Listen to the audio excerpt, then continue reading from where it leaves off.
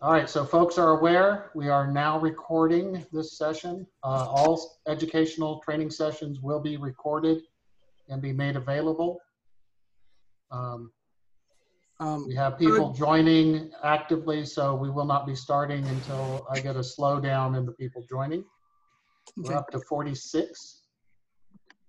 And so far, all of you fit on my screen just fine. I love my monitor. Just as a housekeeping, I threw a note in the chat log that we're recording, so if somebody shows up in the middle, because there's not, Thank you, Martin. It's not like Teams. Oh, I guess there is a notice in the corner, but I'm used to big banner like on Teams and Skype.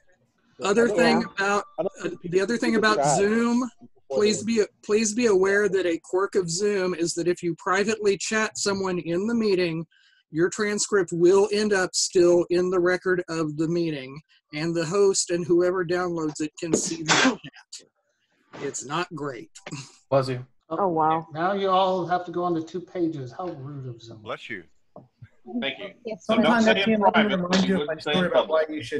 you should never be in a meeting and a chat on the same client. Always, if you're in a meeting in client A, go use a completely different client to chat about the meeting. Or you might say bad things about the AE when they do horrible things to your client. One thing I would request of people while we're still joining is on your own picture in the upper right corner, there's 3 dots. If you could rename yourself to your SCA name so that I have a clue who some of you are, because I don't recognize modern names. I already did that. Great, thank Can you you. do that I on see mobile? some have. Hey, Bonnie. Hey, is there a way to change the names on mobile? Because I'm on my phone right now. Should be able to 3-dot it. There is. If you, at the bottom of your thing, if you'll click where it says participants, your name should be at the top. If you click on if you then bump on yourself, you'll have an option to rename yourself. Thanks, Daniel. You're welcome.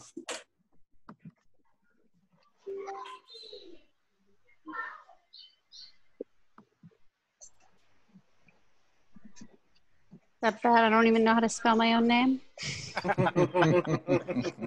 double check on it for a second. Misspellings are change the period. names to protect the guilty or something. Oh, here we go. I'm figuring it out. Don't feel bad. I've been trying to add the Latinization to the pronunciation for a year now. Well, if Daniel DeLincoln was here, he would just randomly pick a new spelling for Daniel and DeLincoln. About every It's the same 15 spelling minutes. more than 3 times. Aha, fixed it. Okay, I got mine redone. Yay.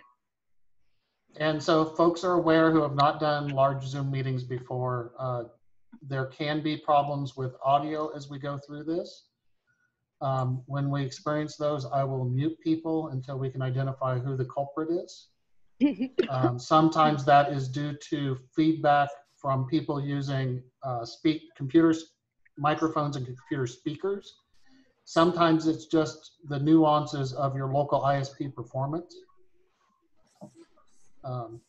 So it's just a artifact of having large video conference meetings on a free platform.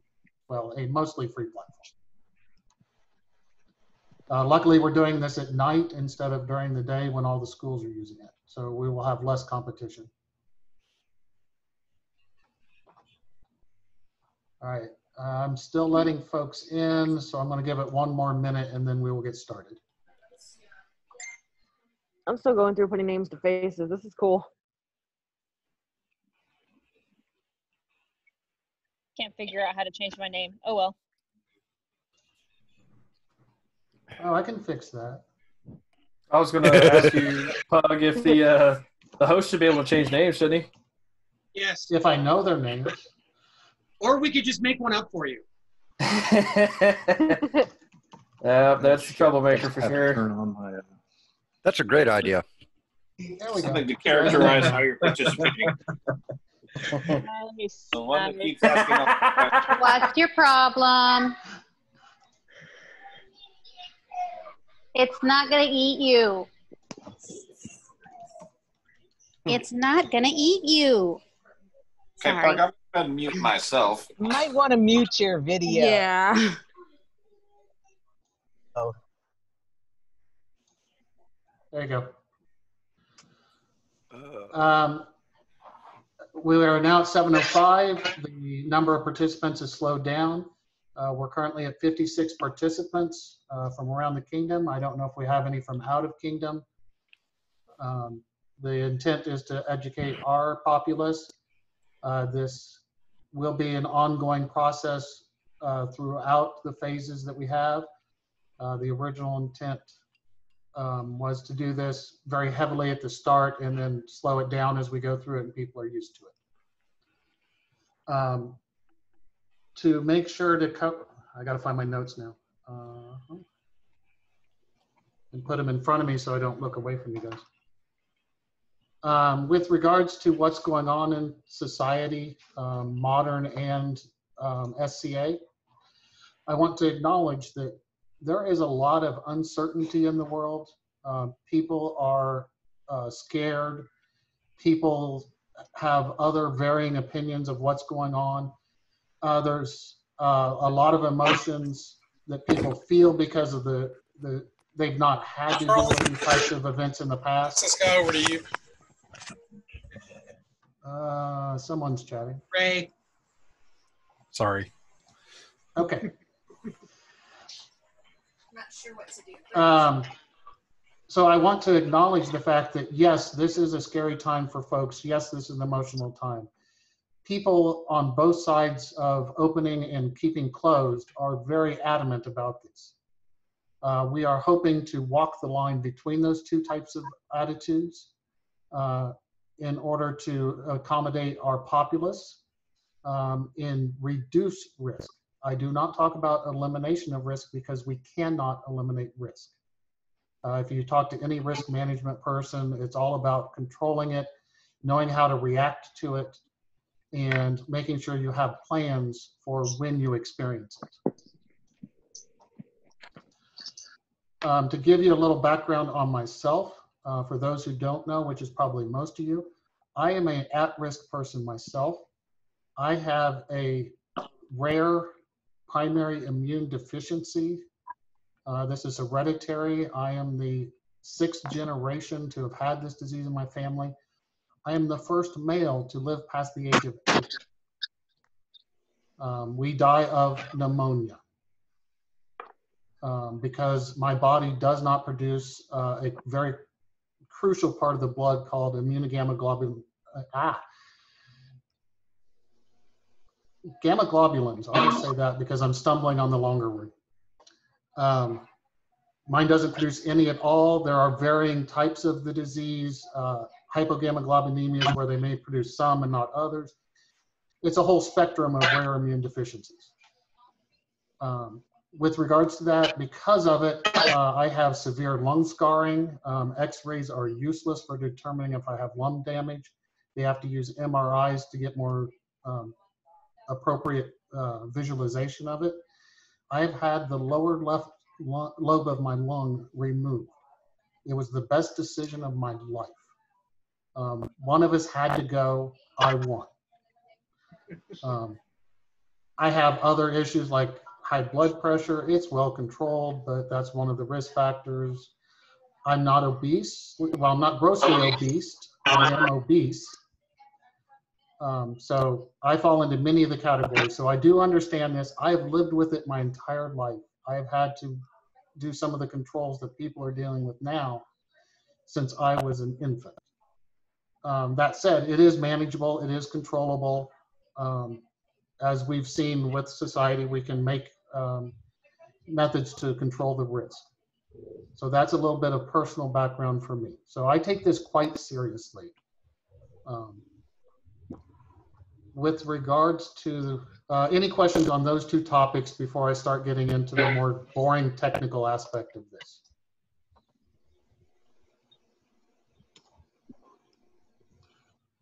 All right. I've got to find the right file to share now. I've got 7 files to share. It's going to be jumping around in content. For those who have looked at the website, I'm not going to go in the same order because I think it's important to start with the CDC and work our way from there.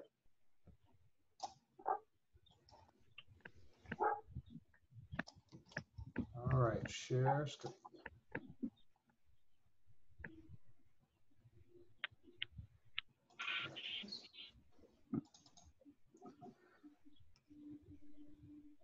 Can everyone see that?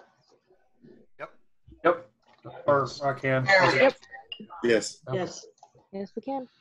Thank you. So the background is, as many people know, the CDC monitors various infectious diseases as they go around the globe.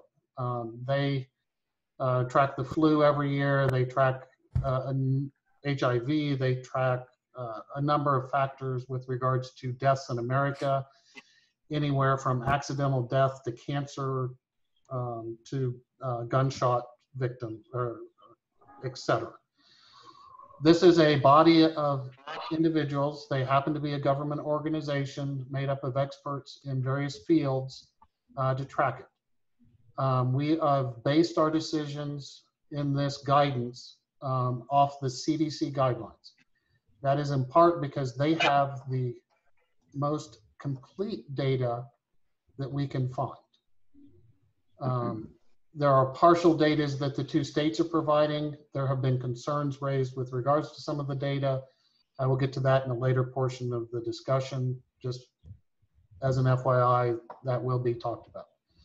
We have a couple of links that were put on the website. One is the main COVID data tracker. This is tracking daily the changes across the country. It has data going down to county level, as well as tracking the different aspects from new cases, recovered cases, fatalities, testing ratios. And they came up with the guidance for reopening of societies. This guidance, which roughly boils down to these items here in relation to us. So to go into phase 1 of reopening, a state must meet the gating criteria. If they don't meet this, they are not meeting the CDC guidelines. I will admit there are states that are not meeting it and opening anyway.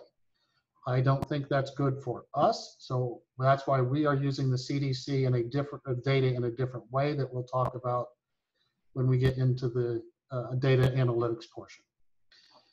But for that, you must meet 3 criteria: a downward trajectory of reported symptoms. This is flu-like symptoms, and I don't remember the other word they use for it. It's a medical term. Within a 14-day period. In that same 14-day period, you must meet either a downward trajectory of documented cases or a downward or flat trajectory of positive cases as a % of total tests within that 14-day period. And then hospitals need to be able to treat all patients without crisis care in place. And they need to have robust testing programs for their at-risk health workers. These will be important data points as we talk of some of the analytics a little later. But at each phase, the state has to meet these to go forward. In phase 1, vulnerable individuals should shelter in place. I say should. They do not require it. That is up to individual opinion. I have sheltered in place for the most part. So I absolutely understand this. And social settings outside of the household should be limited to, if they are more than 10 individuals in it, they need and cannot have appropriate distancing. They should follow precautionary measures such as face masks, frequent hand washing, and sneeze and cough practices. That is a data point that I think a lot of people, and particularly in Texas, have been confused about, because Texas has had a stricter requirement, particularly in phase 1. It did not say you could not have larger gatherings. It said that when you couldn't do it, these are the additional steps you should do. For going to phase 2, you must meet the gating criteria again, so you have to have a 14 days of the same trends. and which is indicated as no rebounds is the key they're looking for. All vulnerable individuals should continue to shelter in place. Social settings of more than 50 individuals, it goes from 10 to 50. And if they can't keep social distancing, they should follow the same precautionary measures of face masks, cough and sneeze practices, and frequent hand washing. Once a state meets the gating criteria again, so this could be as short as 6 weeks at this, or 6 weeks at this point, you go to phase 3. That is where they say vulnerable individuals can resume public interactions, but should practice physical distancing and precautionary measures because of their risks. Low-risk populations should minimize time spent in crowded environments. If you'll note, there's no definition of sizes. Things that were not related to us in phase 1, they listed what types of businesses should open. In phase 2, they had additional businesses. In phase 3, all businesses are allowed to be reopened. Are there questions about the CDC guidance? The only question. The tracker that you referenced earlier, is that where the numbers are being pulled from for the plan website? And are they being pulled live? They're being pulled. The USAFacts COVID data tracker, which is the by county data that CDC uses, is where I'm pulling it from. They're being, as we go live with this, they will be pulled once a week on Fridays.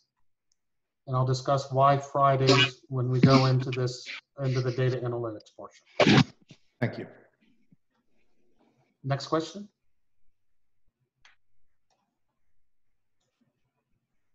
And thank you for pointing out the raise hand function. Unfortunately, with me displaying, I can't see the people either. I don't see anyone with a raised hand. So now I've got to get back to the right window.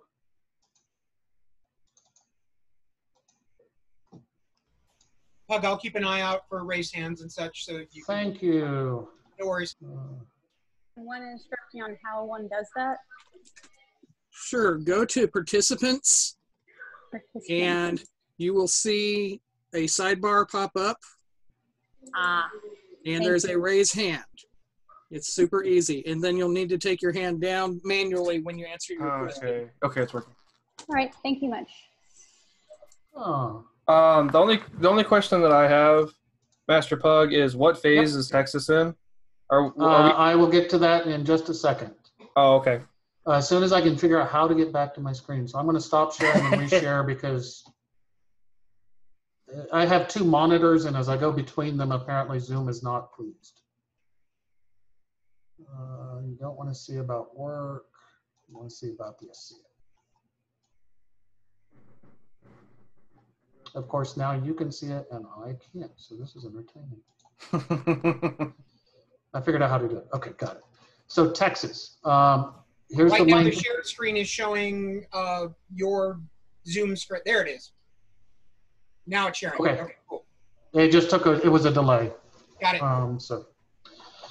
So with regards to Texas, here are the relevant websites for that. Phase 1 started on May 1st. It had a similar thing of if you're an at-risk person, you should shelter in place. They call it stay home. Oklahoma and Texas both call them different things. Shelter in place is a generic term across all the countries. You should avoid socializing in groups larger than 10. And individuals may engage in outdoor sports activities with no more than 4 active participants.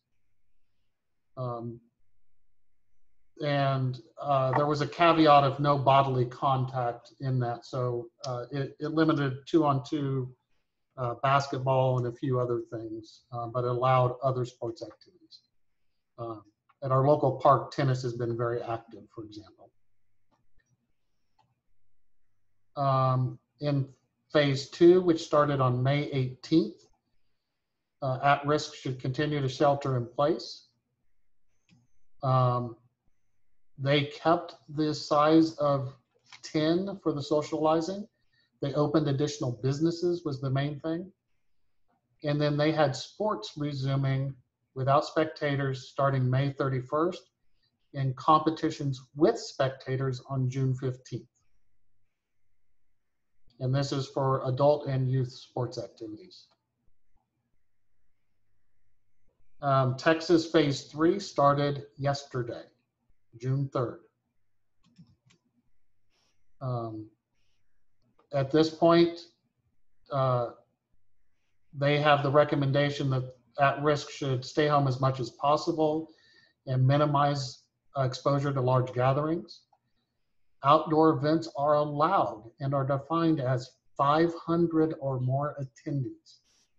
At these large events, you should minimize your interactions outside of your home group, which is the people from your household and the people you traveled with to that event. It does not say you have to completely avoid them, but you minimize the interactions, especially without the additional measures of face mask, cough and sneeze protocols, and frequent hand sanitation. And then adult recreational activities are fully operational. They want spectators to stay at least 5 feet away from individuals not within their group, and people should follow the safety protocols we've talked about. Are there questions about Texas?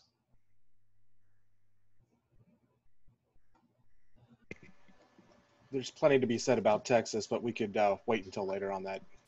Okay, that's very valid.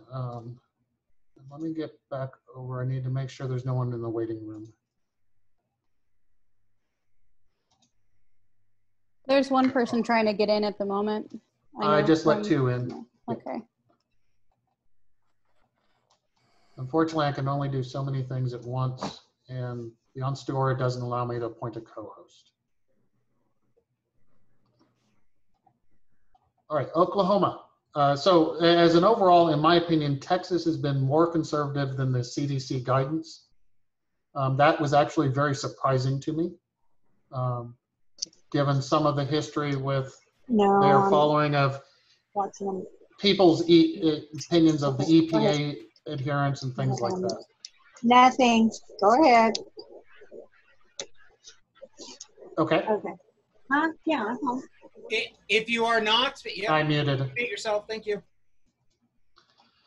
Oklahoma, here's the links for their plans, their data tracker, and some of the relevant sites, or some of the relevant groupings that may affect the SCA. They opened phase 1 on April 24th. Theirs was exactly the CDC guidance. They really didn't have any specialty. They opened businesses before Texas did, but they were in alignment with the CDC guidelines.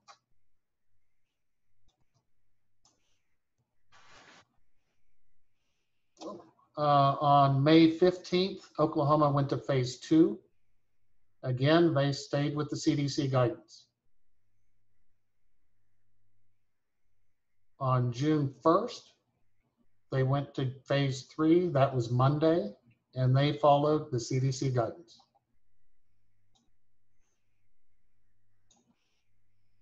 Questions about Oklahoma?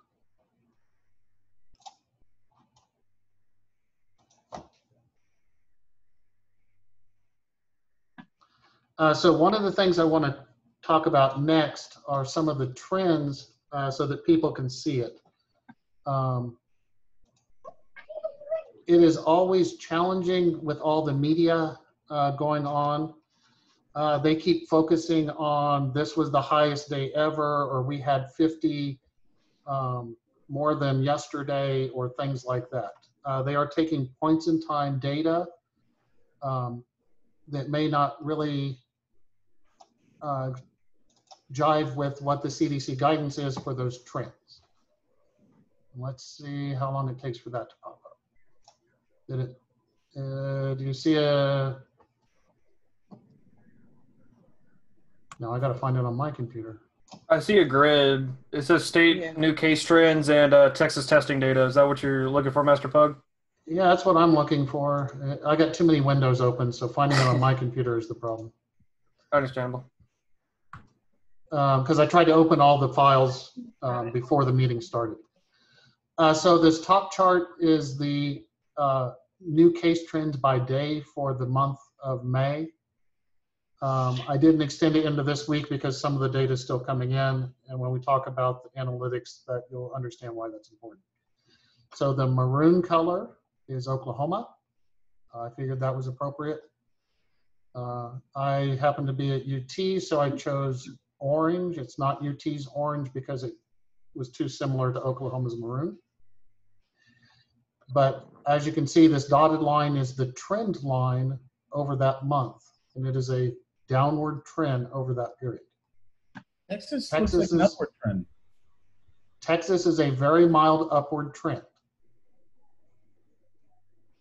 But why that is important is if you remember back to talking about the CDC guidance, it was an either or on the trend of new cases or the testing percent positive.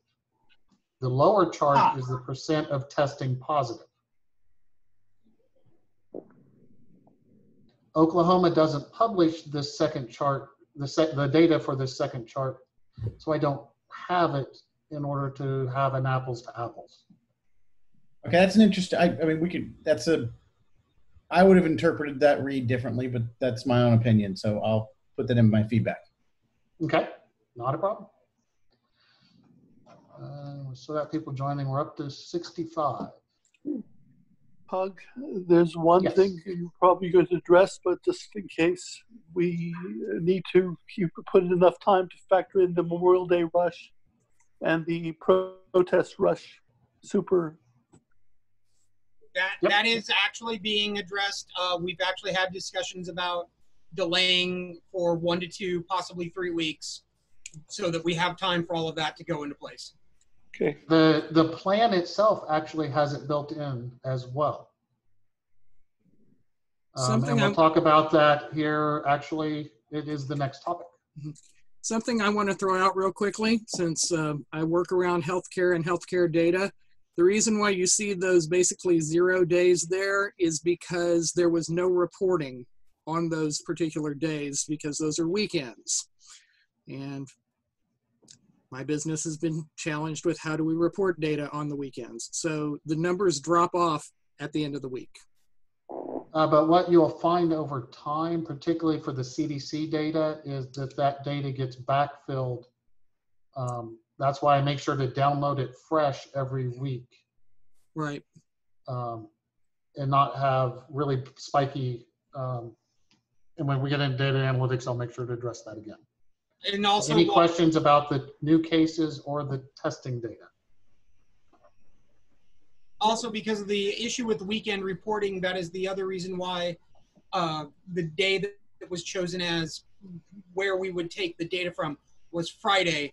That gives enough time for the weekends to be backfilled, and by the end of the week, you actually get more of a consistent number rather than first thing Monday.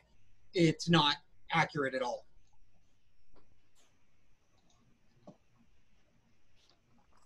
That makes a lot of sense. All right. Next.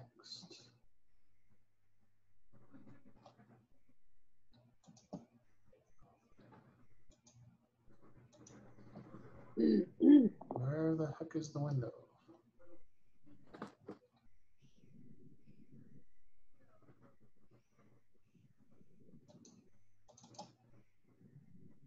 Okay.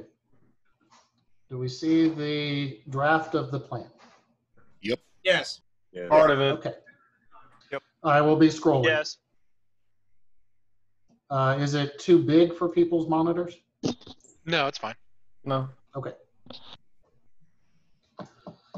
I'm not going to go into all the details of this because I assume people can read, and we expect people to read. But I want to hit the highlights.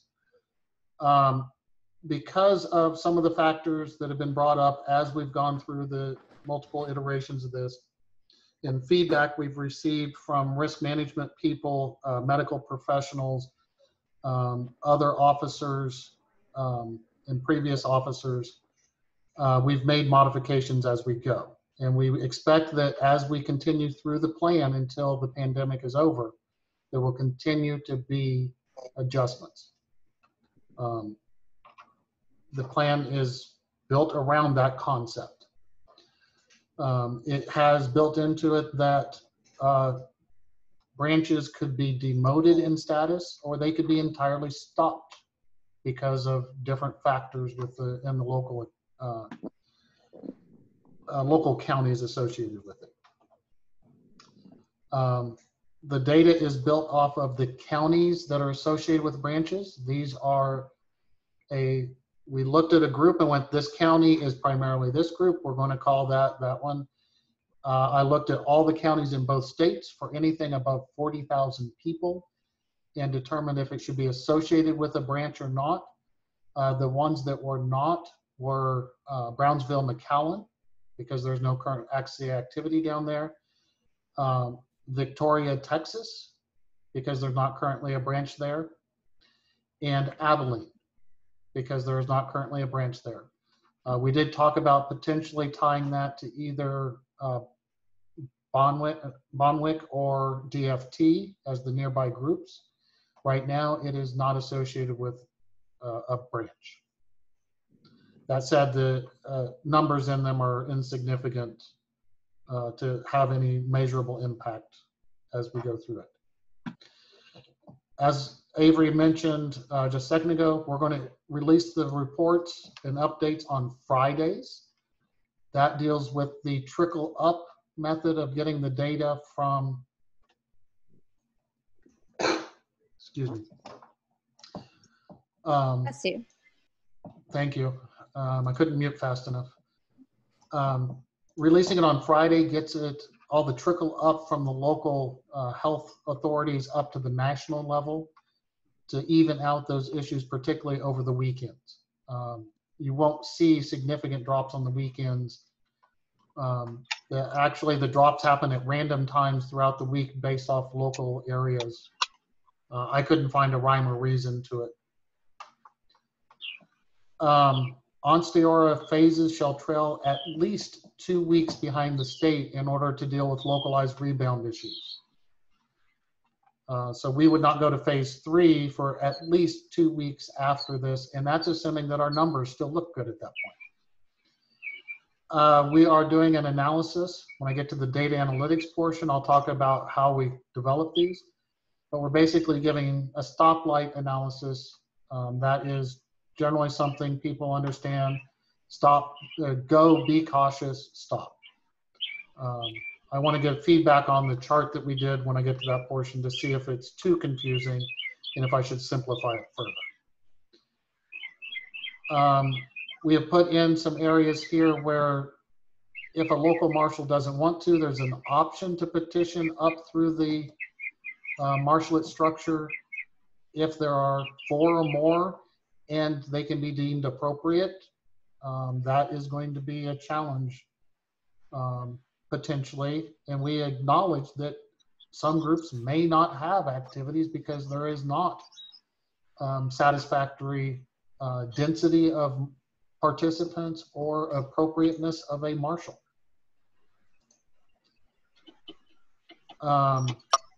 We are stating that a green light can go to the same phase or lower to participate. So if you're in phase 3 and you're green, you can go to phase 2 or phase 1 branches. In yellow, we have that same logic as well. There has been some concern raised about that. We're taking a look at it. And as we get into a more question and answer portion, I will ask feedback on that particular topic. Red means stop, do not go. Do not go locally, do not go anywhere else. Crown lands, we're reporting that generically between Texas and Oklahoma. But as I mentioned in the data analytics, they don't have a significant, at this time, there is no significant transmission for them to be of concern. We're reiterating that people should follow normal guidance. They got to follow their local government. The SCA is not more powerful than your city, county, tribal government. I just want to stop you there for just one moment. It looks Yes. like you've got a couple of hands up. Or people in chat are saying they've got hands up somewhere. Oh, I do see it. Robin? It's Robin and Charles, Pug. I had a question about the yellow light. You have two ways to start practice: the local marshal's discretion or via petition. Is the intent that the petition is there if the local marshal, if there isn't a local marshal or something like that, or is this to try to prevent the local marshal from saying, I don't think it's safe here? You know, from a place with a local marshal, is it assumed that the local marshal will do it and that the petition is unlikely, or what's the point? What we wanted to do was, in some areas, there may be people, and I'm going to talk about it shortly, there may be some marshals that are unable or unwilling to attend practices and meetings, and we want a path for participation to happen. We may have to have petitions in green branches if we have a marshal that does that as well, but yellow was one of the places we could see this being more common because there is a slightly elevated risk. We've acknowledged that by making it a yellow, and we'll have a second set of eyes take a look at it if 4 people can petition and be acceptable. Does that make sense? Did it clarify your answer, I guess? I don't think you've answered my question because my question is a political one, so I don't think you should answer it. Thank you. I did make sure to avoid that, yes. Is there a plan Charles? in place? Sorry. All right. Raise your hand. Charles, you were next. Yes, sir. I had a real quick question. Well, it's kind of two-part. First is under the yellow light section where it says a group cannot reopen without support of the local marshal. Should that say or with less than 4 marshal participants, or did you guys really mean and? I guess that is a grammatical syntacticness.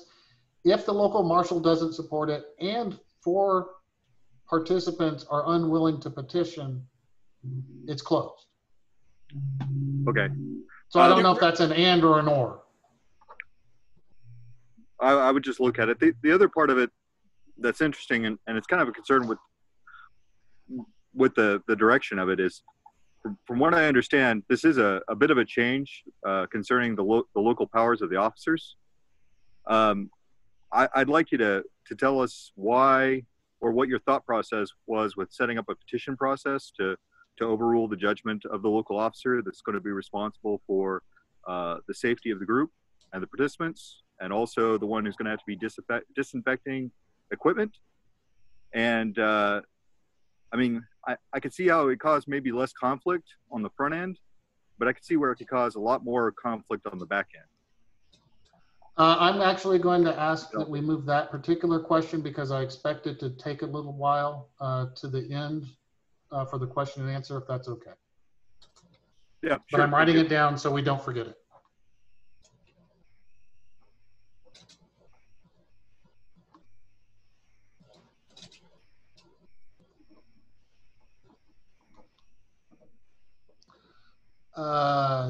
Was that it, Charles? Yes, sir. Okay. Unfortunately, I'm going to say 12 because I'm not going to be able to pronounce it right now. Yeah, so question about that, and I actually had the same question about Charles, but I had one other, and since we're going to get to that other one, or that one in Q&A, I just want to bring this up for thought for Q&A. Is there any provision for, you have a yellow light area, the marshal makes the call to reopen practice, and you're in a barony or a group that is large enough where you can have a small group that can support that. However, you have enough people in that area that also think it's unwise to open that practice, you see large group gatherings or whatever causing potential upward trends, to overrule the marshal in that regard in closing down the practice for safety. Is that something that goes up the food chain? Is that a petition? How would that work? I will consider that a petition, but I will write it down so we can talk about it during the question and answer.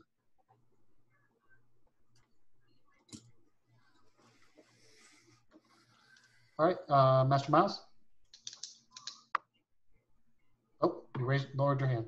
Yeah, I have a clarification question really quick about the 4 partitioners. So if the petitioners, do they need to be of the same discipline? So do we need 4 rapier fighters to petition the rapier marshal? Okay, because it wasn't. It has to be the same discipline. Okay, gotcha. I will clarify that in the wording.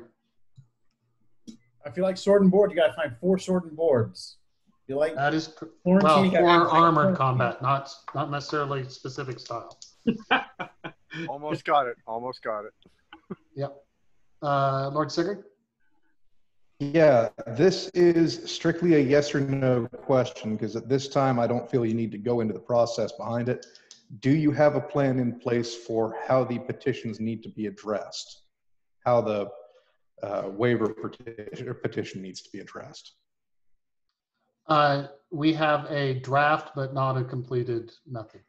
Good enough. Thank you. Thank you. Seneschal of LC? I don't know who name. Got you, Sonia. Hi. Okay. So I have a question relating the actual marshals. Say a group has marshalates that are in transition because it's their end of term or looking to fill the position. Does it have to be the rapier marshal and the knight marshal and the archery marshal, or can it be any warranted marshal for that activity, meeting the other criteria of it being officially published and there being a warranted officer as well? It has to meet the official criteria of having a local officer and a warranted marshal of the appropriate type that is often satisfied by the local marshal or the local marshal's deputy. There are cases where it can be a warranted marshal and a local officer, but usually one of those two, the first one, satisfy that. Okay, and for example, in Elsie's case, I as Seneschal am a warranted officer, but I am also a armored combat marshal and a rapier marshal and a cut and thrust marshal. So actually, in that case, they have to, when it's that scenario, it must be 2 different people. Okay. Only in the case of the local marshal and their approved deputies is it 1 individual. Gotcha. Thank you. I will make sure we clarify that since it's been an issue of confusion over decades. And I will add it to the FAQ on the Marshall website. And we're going to take one more. Mikala? Stody? Michael? Yeah. I do have a question about the petition process. I don't see how it's defined on here. What information will you guys look at whenever someone submits a petition to open up? Like, will you guys look at local type of information we will consider are years of experience of the participants. Are they marshals as well as being combatants? And what is the reason they are petitioning? So those are the 3 primary factors. Okay. So you guys won't look at what are local regulations that they may not state in their petition to open back up?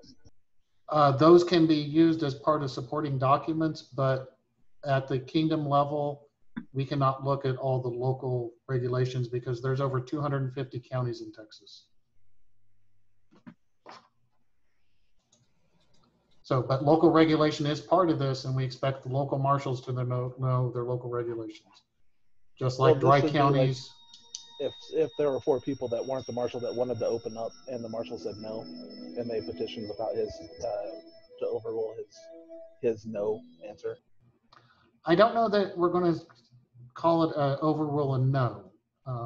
I want to make sure we're not making an adversarial. So I want to move that to the end discussion so that we have proper time for it, okay? Okay. So I expected yellow light to be the most controversial. So I'm glad to hear that I was correct in that. So originally when this draft happened, and this has been in the process for more than a month at this point, it was actually announced that we were working on it when I sent out my June newsletter article back at the beginning of May. Originally during phases 1 and 2, we were going to have recurring education sessions such as this. Because of the delays of getting approval and making sure we've addressed all the concerns raised by the different experts we've talked to from risk management, medical field, etc. This has taken longer, so we will continue this into phase 3. How long into phase 3 will depend on the activity level of how many people are attending the meetings. But it is there to educate. That's part of why we're saving this, is so people can review it at their leisure. I've covered some of the safety measures and the signs of, I'll get into the signs of COVID here in just a second, so that people understand it. And one of the key things I want to make sure of is if any branch officer, and I may need to expand that out to other officers, get notified by a tracing program of attendee at a martial practice being positive, we're going to shut it down for at least 14 days for all martial activities, whether they attended the other ones or not. So to clarify, one rapier fighter comes up with a positive test up in Namron. That means no heavy fighting, no archery, no equestrian, no nothing. Yeah, Avery's ISP froze. This is a common thing with meetings with Avery. So, Eldrin, you had a question? Yes, and I'm sorry. We meant to mention this because Her Excellency Deleuze and I discussed this morning, but on your red light criteria, whenever we're reading that, it shows that participants in those areas can't travel to participate in SEA activities. Now, I know we're doing this for the martialette, and I know we're doing all of this stuff about the martialette, but I have to ask, have we tied this at all to event participation? And I'm specifically thinking about a couple of events that are coming up, like Queen's Champion, which is a martial activity event, as well as King's Champion and Crown Tournament. Because if we say SEA activities, then we just told a whole bunch of people they can't compete for Crown. Actually, when we get into the data analysis, we have not told a lot of people that. But yes, we have discussed that between myself, the Kingdom Seneschal, and the Crown. This may be a challenge with the way the data is being presented, that people think we've told a lot of people that. So we'll clarify that here in a little bit with that discussion. But yes, the intent was all activities. At one point, we were trying to draft this to cover all activities, and we realized it may be easier to roll it out one function, get some time under our belt, and then expand the system. Pug, you got a couple of hands up. That was the first one. Okay, so Rabia Jan. Jan.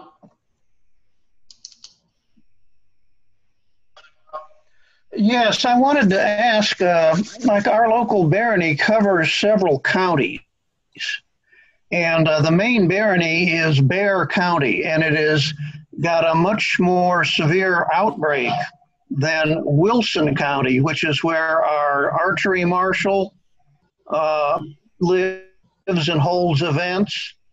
You know, when we apply a color to a baronial group, is that going to apply across the board? You know, Bexar County itself may be in a red condition.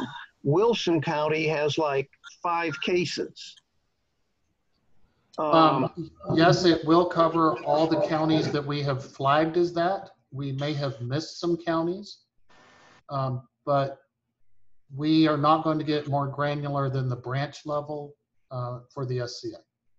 Okay, a further question, just in the weeds of it. I know that it's real common at fighter practices to share helmets, fencing masks, and equipment. And I think this is a real risky endeavor in the condition we're in. I personally am not going to take loaner gear to pass around. And, that will be addressed shortly. You know, okay, I had hoped you'd get there, but being as I was talking, I thought I'd bring it up. That, you know, encourage people to use their own gear exclusively, I would suggest. Anyway, I'll fade out now. Thank you, Jan. Sir Modius? I withdraw my question.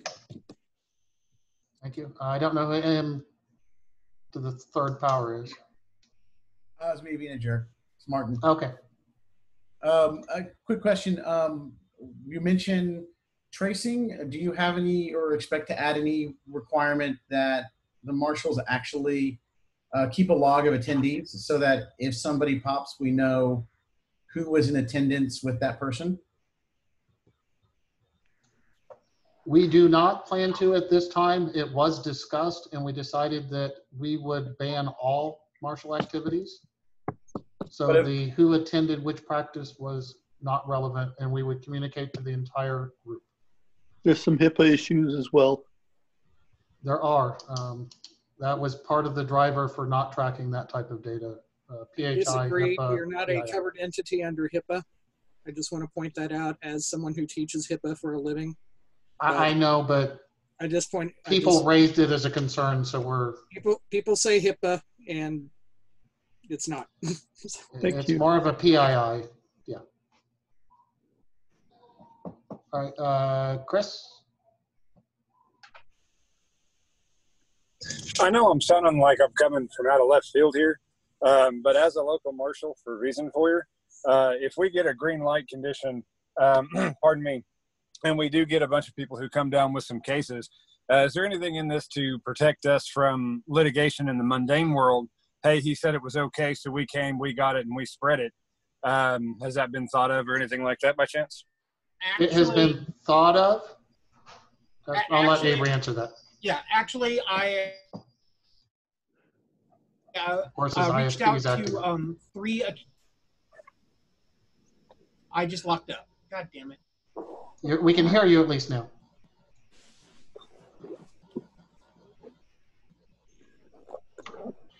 So Avery has been in communication with people about that. It has been acknowledged as a potential risk. So Pug, this is Maggie. Has anybody contacted corporate to find out if our officers and directors insurance covers this? I will take that down as a specific action for Avery. I will be happy to do so. Sorry, my he is back. connection sucks. Okay, because that is a thought. The corporation does have insurance that covers officers and directors in the performance of their duties. So we have been given guidance from society that they're leaving it up to the kingdoms on reopening, but we did not specifically ask about the insurance. Okay. While I am not fading out real quick, I reached out to 3 different attorneys within Ansteorra, one of them being Duchess Margaret, and then the other 2 being Master Brian and Countess Nicolette. The information from Nicolette, am I faded? Yes, I am. No, you're good. Avery, if you try turning off your video, often audio only works better on Zoom. I'm going to type out the answer, Pug. Ignore me. All right. Thank you. We always do. All too true. So there's a little reiteration about if the local marshal is unable or unwilling, they should make a reasonable effort to deputize someone, just like normally if they can't attend. If they can't, we're going to request they notify the upline officer so we can track that as part of their reporting. We want to have data on if those scenarios come up. And because of the scenario we're in, not all branches may have enough participants to have practices.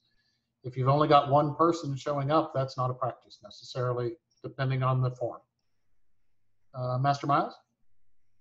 I have a question about the deputizing bit. So if the local marshal is not comfortable with one of their deputies, with them being responsible for training their deputies to properly health screen people at the beginning of each practice, does that local officer have the option to opt out of opening or opt back out of opening? Or are they subject to consequences of being removed for that? Or do you suggest that they just vacate their office? What's the parameters with that? Let's talk about that at the end. That's more of that discussion. So it has been discussed. We have not talked about removing people at this point, but we will discuss that topic in more detail. And so folks are aware we are an hour in. I did reserve it for longer time tonight because I knew there would be more questions, but I don't want to keep you all too late.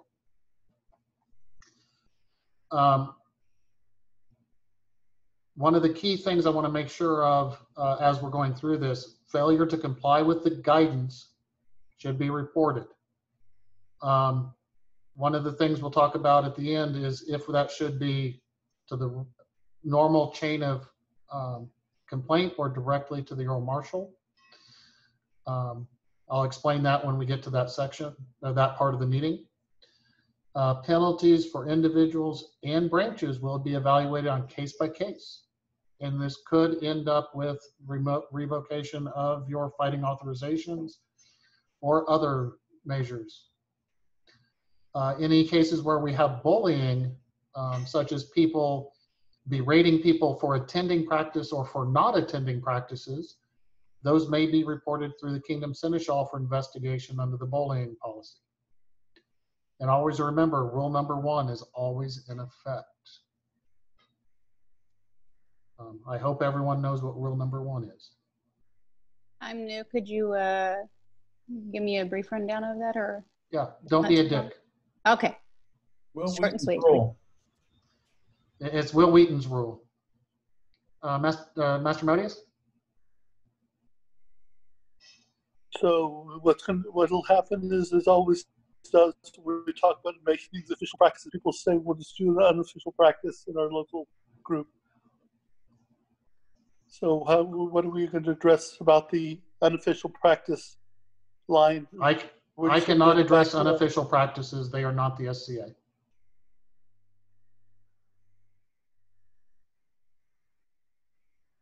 Does that answer your question? I think we should make an outreach to let people know that this is for their health reasons and to try to minimize the unofficial practice route. Okay, that I think that is a good advice, and I will take that down as an action item. Also, I believe unofficial practices only really become a problem when posted on official pages or forums. Or that's the main problem.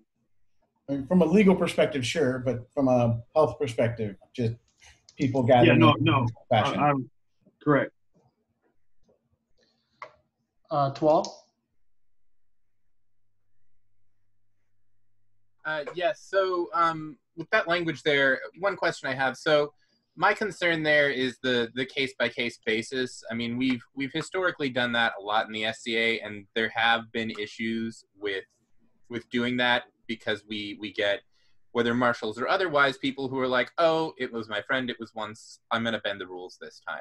But that happens repeatedly, and we've seen it, you know, whether it's at Gulf Wars or wherever else. I really would like to see some sort of language that enumerates a process there for enforcement, because, I mean, this is important. By breaking these rules, we are potentially endangering people's lives. Okay, I'm going to jump in here and hopefully it'll let me actually say this before it kicks me out temporarily. Flat out.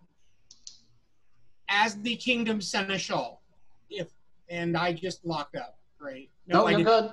Okay. I can hear you. As the Kingdom Seneschal, if I hear anyone pulls any ish type crap, oh, it's okay, they're my friend, oh, it's okay, you know, and I know we've done this over years and years and years in the SCA. It's close enough. No. If I hear anyone does anything like that, I will shut that group down. Period.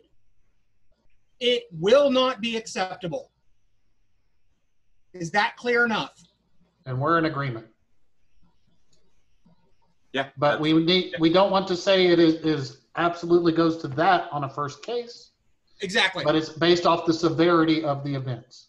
Exactly. Master Etienne? I'm trying to get my hand back down. Okay, Sorry. I can do that. Centurion Thank you. Charles? Because I think that's the right Charles. Yes, me? Yes. Oh, Yeah, you, yes, apparently sorry, there's more wrong than one. Charles. Okay. My question is about the Rapier Marshall, the Marshall reports. Is there going to be anything added to reflect any kind of data gathering? Like, for instance, if a fighter is sick, would I put that on the local report? Yes, we are going to do that. We're going to make sure we follow the guidelines to make sure, while we're not HIPAA, that we don't accidentally leak medical information, but there will be a method for do that. As well, we are developing a form to gather data during this to see how it's affecting combat and other martial activities. All right, that's my question. Thank you. What did you just do to me? I'm going to skip down to phase 1. Have a hand up with Esme. Okay. Actually, Sean has the hand up. Okay. Quick comment is, I know that we're looking at fevers and that sort of stuff, but this particular disease has a quicker way to respond, and that is through the pulse ox. If you have a conspicuous drop of pulse ox below 92, and some of them say 94, that can be a sign that the lungs are filling, even though you're not feeling short of breath. So since we are doing an aerobic activity, having a pulse ox at site might be a good way to screen people. I am not comfortable with us having medical equipment and taking that, but we will take it under consideration. Historically, we have not had groups own medical equipment. Right, but you've got temperature. So is that taking by itself or by the marshal? Self. Okay, cool. Brun? Brune. Brune, Just okay. to kind of pinball off of him as well. The group I participate with has 2 EMTs. Are they allowed to, if they have COVID testers, are we allowed to use that? Like No, clean kits? No?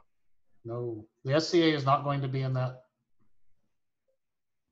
If people want to go to a testing facility and be tested, but we're not going to do it as part of the SCA. Okay. That is a liability that I do not think we should have. Sigurd? Yeah, I want to go on record and say that I really don't think that we need to be in the business of owning medical equipment. A lot of smaller groups don't have accurate property books. There's no hand receipt. There's no chain of custody. There's no training associated with it that we expect members to have. That's a lot of risk that I don't feel comfortable as a local group seneschal carrying that kind of risk. I can't speak for everybody else, but I'd like to go on record as saying that that's a real concern for me. The seneschalate has generally agreed with that historically. Lim? Twal again? Sir Richard? So bouncing off that comment, so I know we're saying that we don't want to see medical equipment out there, but I mean, we have everything from, grocery stores to restaurants that are requiring temperatures taken, hospitals doing it, police stations doing it. I mean, it's becoming pretty standard.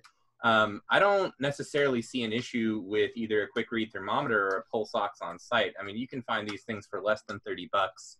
they're not taking any information that is going to affect any HIPAA policy or whatnot, especially if we're not recording it.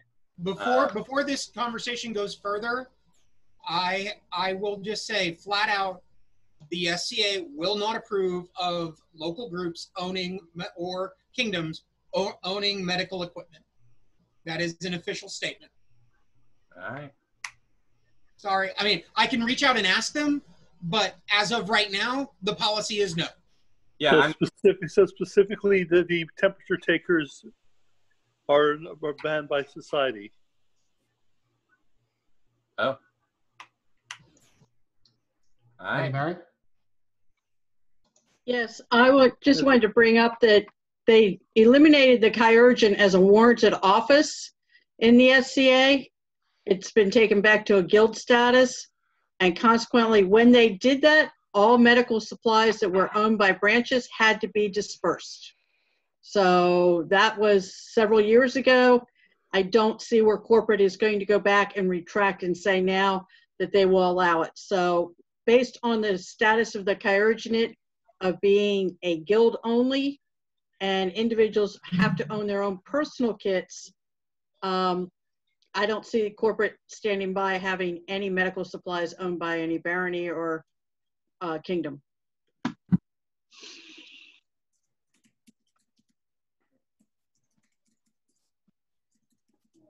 Sorry, I muted myself. That horse is dead. So phase one, adult master activities are outdoors only. Attendance limited to the participants, marshals, and any required officers. No minors allowed in phase one. So no youth, no minors on the live weapons ranges. Combat is not allowed in phase one.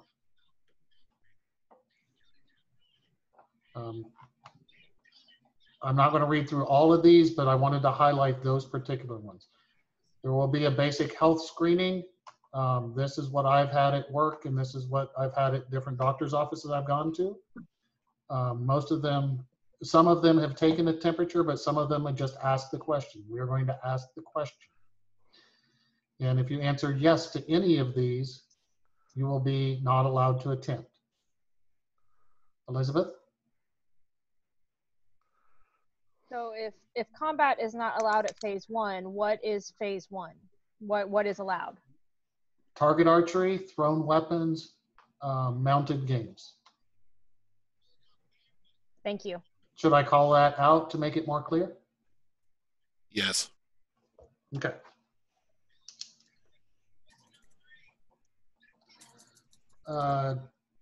Galfridis?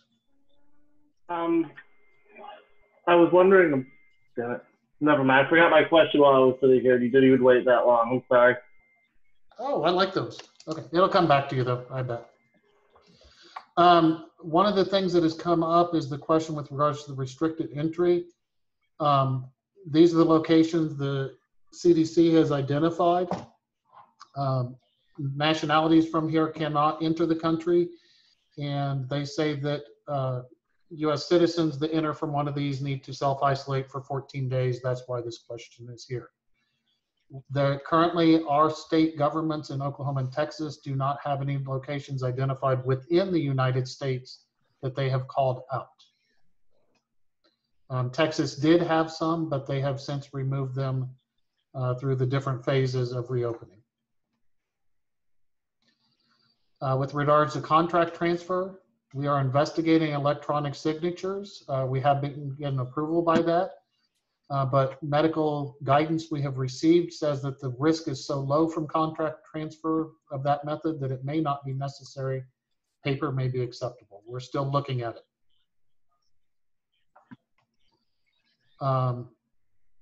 When performing inspections, both people have to be wearing a face mask and minimize touching. Whenever feasible, inspect the equipment more than 6 feet away. No use of loaner equipment in phase one. No melees. The reason that's there is in earlier versions of this, we allowed combat. That has since changed based off guidance we received from a COVID doctor. So we have eliminated that in phase one. I need to strike this line. Galfridis, did you have another question? You figure out your question?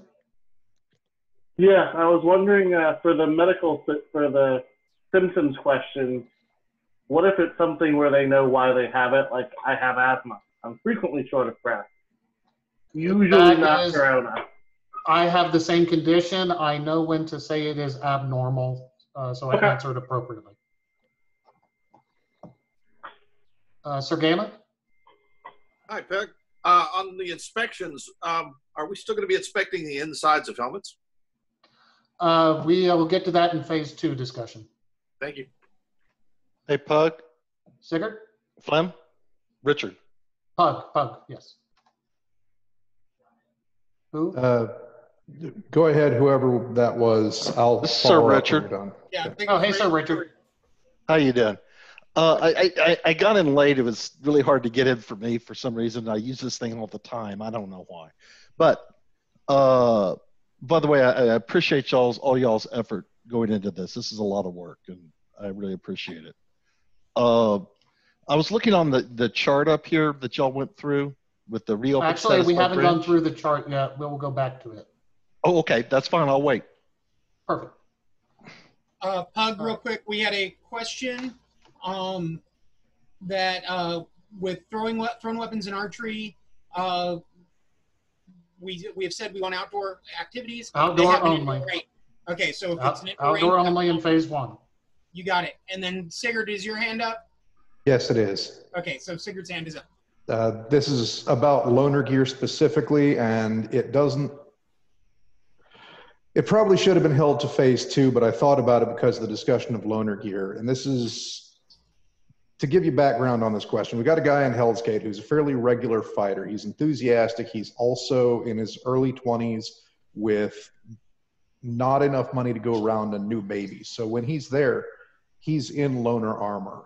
Is there a way that we can take known clean loaner armor and hand receipt it to him so that functionally during this entire thing, it is no longer considered loaner armor? That is, based off the guidance we have written, that satisfies the requirement. It has to be disinfected between individuals. If one person has it, it is not being shared with multiple people. Okay, that answers my question. Thank you. Thank you. So we will actually go into phase two because I think everyone else can read those parts of it and they're not very critical. In phase two, we are allowing indoors and outdoors. Indoor activity limits are determined by the facility owner. The SCA will not know all the nuances of those facilities in phase two. That said, the two governments have both gone to phase three, so while we may be in phase two, most facilities will not be limited like we may be, but it's up to their guidance. And if at any point in this, either state reverts back to phase zero, which is a possibility with rebound, we start back over and follow through this path back up the chain again. We are saying that on live weapons in phase two, no minors under the age of 12. We're reviewing this of potentially disallowing it entirely. There were challenges raised, particularly with the youth combatants, the younger ones in particular. So we're not doing youth martial activities, youth combat. At age 12 and up, most minors are capable of following the rules of having a mask on, but we're still reviewing potentially disallowing that. In Texas, this is a nuance and this may not be worded well. A group cannot be larger than 10 individuals, but multiple martial activities can happen at the same place. Excuse me. In Bringelog, for example, we do it in a park. So we could have two groups of 10, and you should minimize your going between groups and all that, just like the normal guidance. But we're going to limit each group to 10. And it's still limited to the participants, the combatants, the marshals, required officers, and in the case of the minors, a parent or guardian for live weapons. So this is where you start seeing a significant distinction between Texas and Oklahoma. This is Richard Oklahoma. again, real quick. Yep.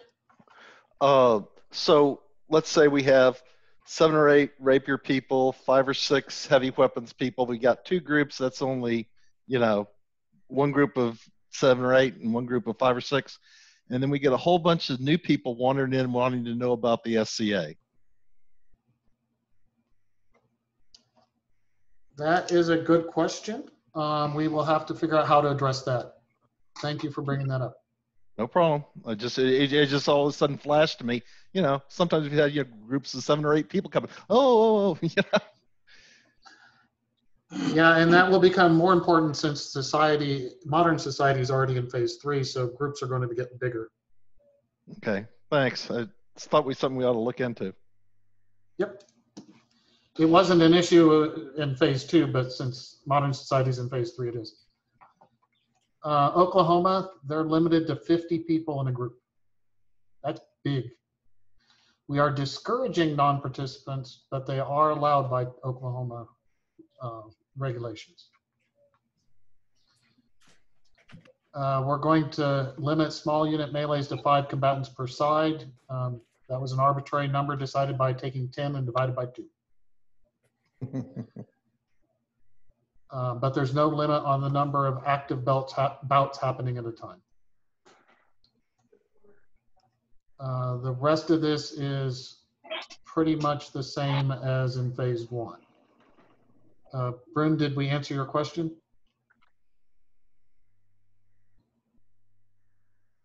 Sorry about that. No, what I was going to ask is, for us in my shire, we have the loaner gear goes to the marshal. So, my question was, is it okay if we, like you said, we have to disinfect it every time we have a member go into the loaner gear? I didn't see it in here, and I'm also looking on the website too, but it's more of a personal question. How often do you want us to actually clean the loaner gear? And between each person. That's it? You disinfected, not cleaned, disinfected. Oh. So a common disinfectant is Lysol. But it depends on the material, so there's a link to what the proper disinfectants are. This is a hyperlink to the CDC site. Okay. Got a couple hands up. Yeah. Bob? I mean, so that sounds like that puts significantly increased risk on marshals at that point. Is there any consideration for either removing the use of loaner gear, leaving this up to the marshal, or only checking out loaner gear as was discussed earlier? Loaner gear has always been up to the individual branch. I'm saying if it's used, it must be disinfected between use. Okay. And I did have one other quick question just on language here. Reading through, the groups are encouraged to make available and or seek donations of the face masks and hand sanitizer. At least personally, I'd like to see that as required to have that available, just especially due to the fact that we do have a lot of practice sites where we don't necessarily have hand wash stations. I will see about the wording on that, and there's actually some formatting issues with this as I'm looking at it, because those were supposed to be bulleted items with links. So I will fix that. My concern with making it mandatory is I don't know if all groups can afford it, but I will see if I can figure out a better wording for it. Okay, thank you. Master Martin? I suppose I should unmute. Yeah, kind of similar question, but is there any guidance on the PPE that the marshal should have if they're going to be handling potentially contaminated material? And as a possible fix, is there a financial opportunity from the kingdom to support some minimum set of PPE supplies for baronies that are open and don't have their own local financial committee support? I'll cover the first one first. So the PPE we are requiring is face mask covering mouth and nose. That deals with the respiratory nature of this.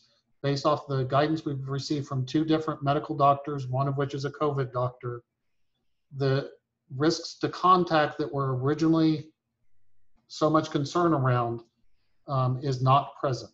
The ability to transfer it that way is so small that it is considered almost, it's insignificant. So we're still encouraging proper hand sanitation, but I will think about the funding aspect of that for hand sanitizer.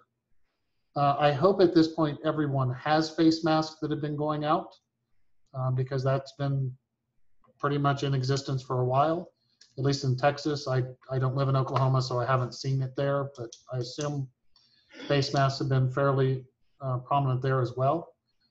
But making some available is an encouragement for any who can't afford them. But we'll look at the funding aspect if necessary. Lady Mary? There was a question that came up in the chat about with archery specifically, since when people go to retrieve their arrows, everybody's touching the targets. Are we going to be expected to spray the targets after each round? Was one question. And how are we going to handle loaner gear? Because I know in our branch, we have a lot of people that haven't bought all their own gear yet, but they come out to practice on a regular basis. Loaner gear needs to be sanitized between each use, each individual. How the local group handles that is up to their procedures. They may want to limit it. They may want to have several cans of Lysol or appropriate for whatever it is. Transfer via paper is the part that is pretty negligible, and while we're evaluating if we need electronic signatures or not. But we got that guidance from 2 different doctors, so I don't think there is a risk factor associated with touching the target.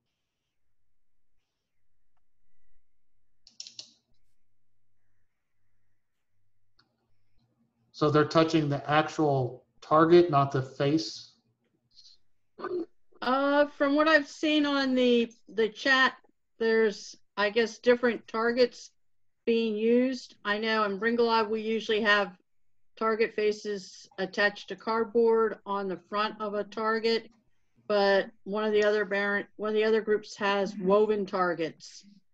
So that was the question that was raised in the chat. Right. I will do more investigation just to make sure that we're good with that. Thank you. Harabi Ayan? Yeah, I just wanted to suggest on the archery question that if they clean their hands after retrieving arrows, there wouldn't be a problem. Certainly true. Frequent hand sanitation is important. Try to use something with a moisturizer because they eventually give you dry skin, which can crack and cause more issues than if you did. All right, phase 3. We're resuming all activities, including youth combat. We still have the health questionnaire. We still got some minor issues or minor items for contract transfer, such as we're still disinfecting. And we're going to say, because of the guidance we've seen from Texas and Oklahoma, that until further notice, individuals will continue wearing face masks, and combatants will wear the face mask or the plastic face shield, which I forgot to cover in section 2. So one of the options for combatants is inside or outside the grill or mesh of their helm or mask is to put a plastic face shield. This is similar to some of the medical PPE that is out there that they drop down in front of their face. We have trial tested this. It is rather significant what it does for catching those respiratory particulates that people talk about. It has been field tested. It has been field tested with a mask covering and the shield. The mask does prevent the particulates from hitting the shield. So either is acceptable. Since that could be a particular question, are there any questions or concerns on that particular topic? Let me ask you something, because things were popping in and out, and I read it and I wasn't sure. So if I'm wearing my fighting helmet, I need a face mask underneath? Yes. While I'm fighting? While you're fighting. Woo! I may pass out. Anyway, I barely get That there. is one of the concerns. That is one of the concerns we have. Yeah. And that's why we're going to have a survey of marshals and participants to figure out the play test worthiness of this. Yeah. I'll have to figure out something, but okay. It's just something I wanted to check out if I ever actually get back to putting on my armor. But I was just wondering. Duchess Sonia? Hey, thank you. So since we're talking about martial activities, I'm fast forwarding a month and a half. Does that include face masks or a face covering for individuals in Queen's Champion and Crown Tournament and King's Champion? Yes, it does. We haven't, at this point, we have not finalized the plans for events, but the expectation is yes. Thank you. Yeah, depending on what stage we're at, but if we are in a stage where it, not all the way through phase 3, so unless we're at the non-existent stage 4, which is everything's normal, the expectation is, yeah, you should probably be wearing a mask. Yeah, and so folks are aware, phase 3 goes until the CDC declares there is no longer a pandemic. This could be a month, a year, a decade. HIV is still a pandemic. Elric? Just wanted to get clarification.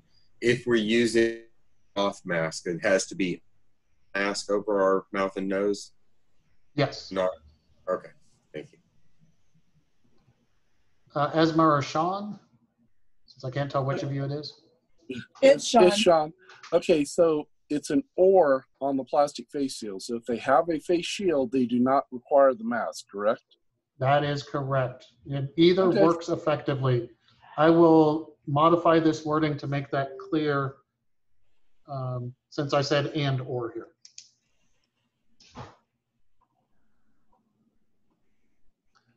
When we originally wrote this, we hadn't play tested it to determine the effectiveness, but we have since then. Great, easy peasy. Speaking of unofficial practices. Sigurd. This is a typo correction thing.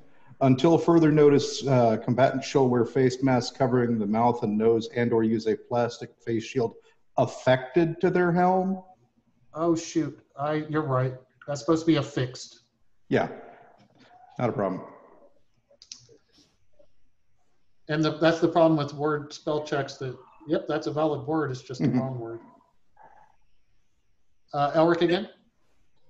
Yeah, so if we're using a face shield over the mask, has there been any consideration as to the results of impact to that mask, or are face shots not to be used against them? No, they are perfectly allowed. The play testing we did included the plastic shield in front of the mask as well as inside the mask. It will take more damage on the outside. I admit I didn't get to test this on the heavy field outside of, or in real combat scenarios. But it will get, for rapier mask, for example, it'll get this little checky pattern to it and it'll become more difficult to see through. So it is, for long-term usability, it's better inside, but either is effective. It's just a matter of when you can't see, and it needs to stay affixed. So making sure it's properly mounted is up to the individual. And understand the face shields that we used when doing the play testing, what were they? The basically the clear plastic folder sheets that you can get. That's all they were. Yeah. Personally, I didn't. My niece said no fighting, so I watched. What I saw was taping the plastic sheet on the inside of the fencing mask worked amazingly well, and it didn't get beat up. Now, what was interesting is you would watch the fighters come off the field, take their mask off, you look at it, and the shield was doing its job because, you know, you're breathing heavy and stuff. You could see the particulate matter that was being stopped. I would also recommend if you're using a face shield between fights, you get some, you know, like an alcohol wipe or something and wipe down the inside of your mask or helmet or whatever. Thank you. Was that it, Elric? Yes, it was. Thank you, both. Okay. Master Robin? Yes. Does a helm with an eye slit but sheer metal in front of your mouth and nose qualify? I would consider that the equivalent. It would probably be on a case-by-case basis, but that sounds equivalent to plastic. Okay, thank you. Drog? Sorry, I'm horrible with names. Drogue?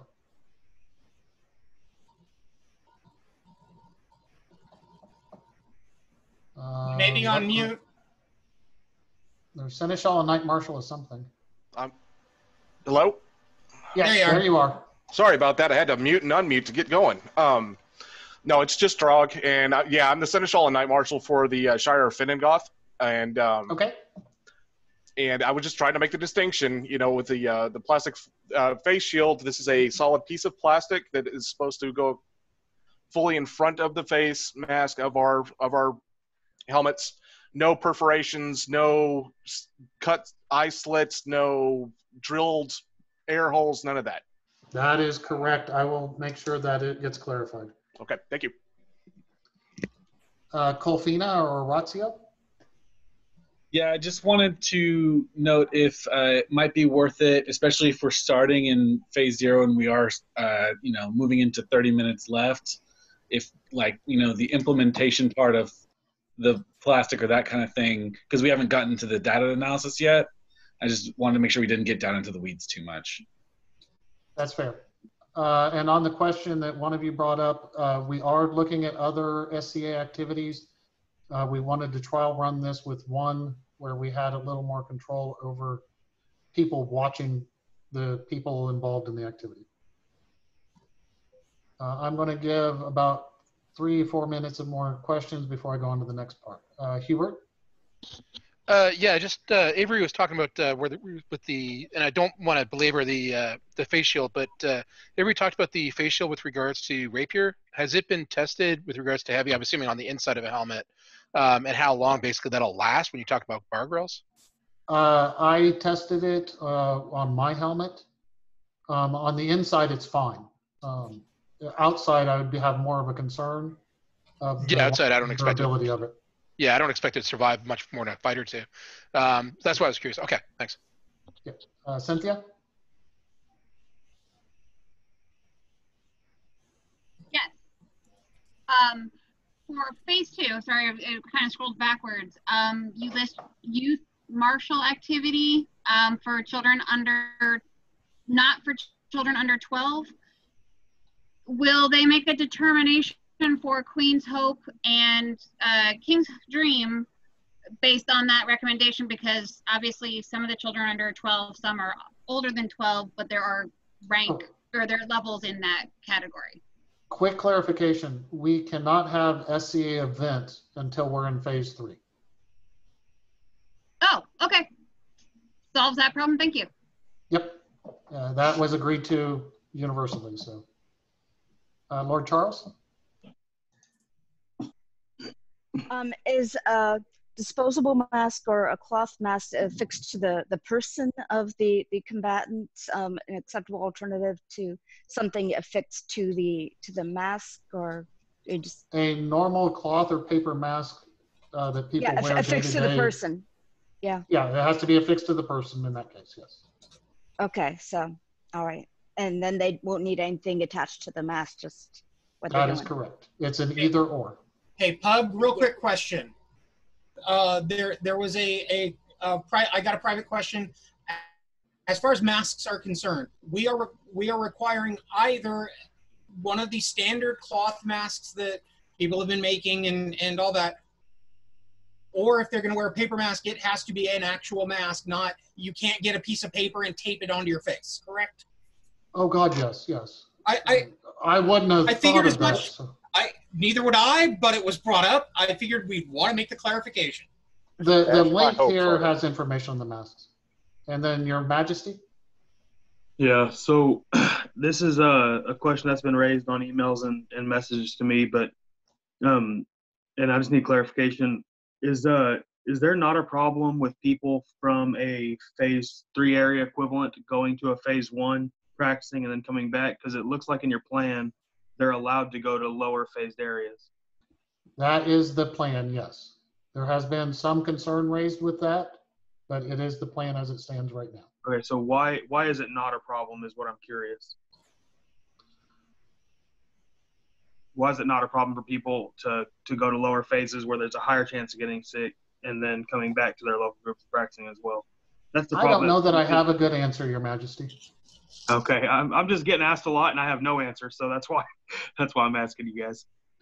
We could change that if that seems reasonable, to only stay at your phase or higher, assuming you're not red. Yeah, no. And I don't know what the right answer is. I have no medical knowledge of any kind, but I figure I'd pose the question here if there's people to discuss it. Thank you. Not a problem. I'm actually going to switch sharing to my actual spreadsheet for the data analytics portion. And I understand that people may want to stay around. I actually scheduled this Zoom meeting for till 10 o'clock. Do not feel obligated to stay, but I knew that there would be more questions tonight.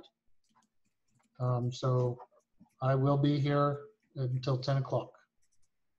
And now I've got to get back to where in the world did I put that window? It's hiding behind the other window. It is, and I've got 2 monitors with too many windows. So first thing I'm bringing up here, this is actually from the USAFacts site, which is what the CDC uses for analysis. This has all states, all counties, from the date that it is onset of January 22nd. I think that's the first case somewhere in the country. I've not actually scrolled through it to figure that out. To give people a little bit of sneak peek, assuming I can find the right filter.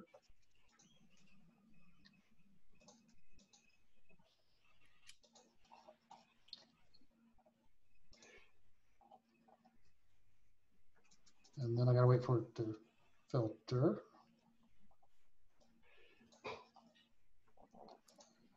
So. Bug, you want me to put this in a Juniper notebook for you so we can just click a button and it processes? Oh, that would be actually, great. I don't have a problem with it right now. It just took a second to do that. So this has all the counties for both the states in it. And I have to actually click into the window or it won't do anything. So all the states, all the days going up. This then goes into I use over here, I reference that by branch, I list which counties we are associated with those. So at this point, Bjornsburg is only associated with Bexar County. If we need to add additional counties, we can look at that. But there were not any of significant population around it that looked appropriate. It then looks up the maximum date. I made this so it is automated. All I've got to do is upload the new USAFacts sheet. Everything else self-propagates. Apparently Heather has a question. Okay, sorry, I had to unmute. This actually connects to a thought that I'd had that I was holding on to the end. Are we requiring people to affiliate with one group solely? Because I know, for example, there are people who live either between groups or live with one group but go to other groups' practices regularly. Is that something that has been considered in terms of helping to control? We're determining at their base of residence because we do have people who live outside of branches. Yeah, and that's one of my concerns is that related to the question earlier about traveling between groups with levels is I think that's something that would need to be clarified for fighters' sake, is if they're trying to say, okay, well, my group is this level and I can travel to these other groups, if they've not affiliated themselves with a group, or if there isn't a clear ruling on how to affiliate yourself with a group. In those cases, I think that's something to take into consideration, just to make sure that's very clear. Yep. Thank you. Flem? Master Robin? Yes, I just wanted to say, while there are 100 things that need to be tweaked, thank you for being willing to tweak things. You've shown that. This is an incredible amount of data y'all have gone through and a whole lot of work, and I hope that everyone understands how much work you've done for us, whether they agree with you or not. Vivat! Yeah. Thank you. Vivat. Yeah, Vivat. Vivat. I appreciate that being vocalized. Vivat. Yep. Hey, Flem? Yes. This is Sir Richard. Hey, Richard. I was just going to ask you, since you brought up Bjornsburg and you didn't include the surrounding counties, a little statistical question. So if we include the surrounding counties, that means our overall population goes up and our percentage of cases goes down. I have not found that generally to be the case. Oh, okay.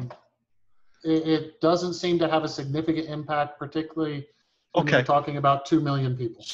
Okay, I was just wondering. So thank you for at least I checking did that do out. some of that analysis. We did it with Bringelod, for example, which Greater Austin includes Hayes County, but Hayes County's Finningoth. And so Right. my wife and I argued about what Bringelod's numbers were for a while until we realized that discrepancy. Yeah. Okay. Just wanted to make sure that you considered that. I appreciate that. Yep. Thanks. Definitely did. All right, Robin, did you have anything else? He just stepped away.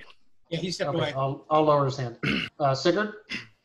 Is there anybody in Hell's Gate that lives in Burnett County other than me and my family?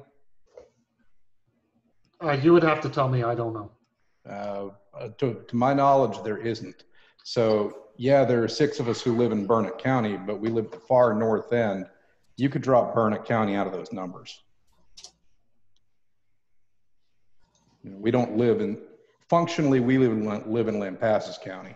So for most of these areas, so people are aware, what I used was there is a census definition of the metropolitan area. I used that information to generate which counties were associated with which branches. Well, that's what I figured. You got to consider, you've got people that aren't necessarily even familiar with us yet that may fall into your numbers at some point. So if you remove the county, you're removing all the potential newcomers that are going to be coming from it. And nobody from Burnett County is going to be coming to a Hell's Gate practice. It's just geography. It was pretty far away. I was kind of odd that it fell into that metropolitan area. That's just my house, and it's just on the Burnett side of the line. All right, Sean? Just from a practical standpoint, so if I'm doing marshaling at a SCA fighter practice, I should have the questionnaire laminated and have them look over the questionnaire and then disinfect it in between fighters. I should be doing the inspections with just questions, no touch, except to have them lean in, perhaps on a glove on my hand. And when I get ready to fight, we're going to make sure that their masks have the sneeze shield in front of it. That is correct. Okay, easy peasy. I don't know if it has to be laminated. The amount of contact transfer, as we said earlier, is the doctors are giving guidance. That's not necessary for paper. True, but it can be. It can be. It can be, absolutely. You can go above and beyond. It just could be easier to be disinfected if that was the case. Colfina, this plan does not include events. The events will be a separate reopen plan.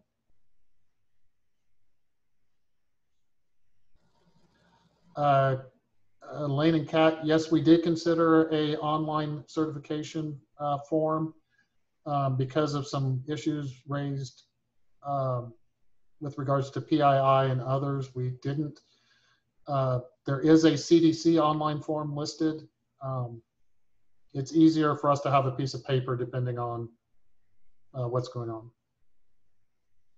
Mikhail, you can talk to the Earl Marshal. I will address that on a case by case. Just send an email to Pug and he can take a look at it. Yeah. Heather, it falls onto the marshal and any other combatants. That's just like a hold if we have prolonged face-to-face contact. And your excellencies of Eldrin? Yes, Master Pug. I was wondering, so in your larger kind of schematic of each of the groups and their different symbols, some groups have, like, in one area a caution sign or a yellow sign or a green sign, and they don't obviously match up. And I think I understand where you're getting the data and the matrix for two of those. The one that I don't know that I quite understand correctly is the one percentage of population. Could you run me through that real quick? Let me get up through this document and I will get to that, yes. So yeah, I'll get to that here shortly. So after I figure out all this for the counties based off the USAFacts data, I then consolidate that into a daily change by the branch. This is how many cases were indicated in that date based off of it. This is where it was critical that we do this on Fridays because of catching up with the week with the trickle up type reporting. Because of some concerns that were raised early on by people of the weekends being anonymous or anomalies, I did a 3-day average of that as well. So this would smooth that out some. Your Majesty, yes? Yeah, I just wanted to say I'm almost out of time. But I did want to say for everyone that has the patience and is willing to listen to this and work with us and help us with a potential reopening, thank you guys. And thank you, Pug and Avery, and all the many people who's put in their input to help put this together. There's a lot of people who, on both sides of whether we should or shouldn't reopen, that have a lot of concerns. Please voice those concerns to your uplines, and especially to Pug and Avery and myself. And Margarita, we really love to work with you guys on I guess trying to alleviate those concerns, or if we have to stop, we will. Just please work with us. Yeah, and on that point, before people drop off, right before the meeting, I added a Google form link on the draft page. You can go use that form to provide feedback. It's kind of structured and then a free form text at the end. It is fairly comprehensive, so please make sure to take a good look at it. Yep, I was going to get Cristobal next. Cristobal? I am curious in a broader sense with the Surgeon General warning here lately that he expects all these protests to cause a large potential upsurge in cases. Has there been any discussion of potentially waiting until we see if that actually happens before opening this all up? There is. One of the things that has been interesting since I've been doing this for more than a month, and I've been watching the changes in data. This process that is currently in place is very data analytics heavy, but when those types of upticks happen, they get triggered and groups get shut down. So it has that built into it inherently, as His Excellency asked a little bit ago, and I'll get to here shortly. But yes, we have considered that. And understand that at the current moment, we have discussed that more than likely, and I'm going to make the call since we've talked about it. We will not be opening on Monday. We are going to wait at least 1 week. We will see where the numbers are. Beyond that, we will see where the numbers are. All right, Centurion Daniel. At least I hope I got the right Daniel.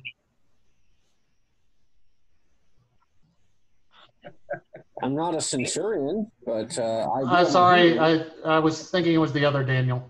Mm. Whoa! All I got is a list of names, so I don't have faces. Centurion. It's like, whoa. So Daniel McTavish. Yes. So, question, and perhaps you already addressed this. Once we do officially go to a do decide at whatever point we say, okay, as of this date, we're going to begin this reopening plan, and here's where your group is on this fancy chart that we have published here. Should groups basically use the most conservative? So let's say you have two green. Northview has green, green, yellow. Yeah, like you have two green lights and a yellow light. Should your group then be considered a yellow light based on the? Let me get to that here shortly. Okay. And that's actually, I thought that might be a point of concern, so I do want to talk about it shortly. Master Martin? Yeah, so quick question. When there is an uptick, is that a reset or is it a one step? So if I'm green and I trend negatively, do I go back to red and go through the process again? Or do I go down to yellow? And it depends on the severity of the uptick. A lot of screens he's looking at. Yeah. All right. Thank you. Yep. Because of trend lines being trend lines. Oh, sorry, Lord Twalk. Yeah, so you were saying it depends on the severity of the uptick, and maybe this is what you're getting to. How is that going to be determined, and is that by you? I'm good. I will get to that shortly. Yes. Okay. To help people understand trend lines, here are the weekly trend lines. These are how groups are doing. Green means they are downward trend lines. Yellow means they're flat-ish. They're not significantly up. It is a judgment call on that, and I'll explain it when we get to there. White means it is an upward trend line. So you see that some groups are bouncing, some are staying the same. One thing that we did notice when we were taking a look at this, that we had to build some logic into this because some of the groups had 0 cases. If you suddenly go from 0 to 1, that's a significant upward trend. 100%. It's more than 100%. It is infinite. Yes. Yeah. Right. So we had to build in some fuzzy logic on that, and that's what we'll get to that I think people are asking about. We then go up into a basic summary chart. Here's the group, here's the population, here's the total number of new cases over that time period. Here's the percent of the population, which is a straight division of the new cases to the population. We have the 14-day daily trajectory. We have the 14-day, 3-day average trajectory. We built in some logic that it can be closed manually by the state or by the kingdom. For a period of time of about 3 or 4 weeks, the area of Adler's Rue was closed by the state because of substantial transmission within the community. And El Paso area was closed because insufficient hospital space. I don't care about El Paso. I did care about Adler's Rue. So up until earlier this week, this was closed. Greens over here mean we think those are good. The logic will be covered in just a second. Red means we think it's really bad. On the trajectories, it's the same as below, where green is good, yellow is okay, and white is upward.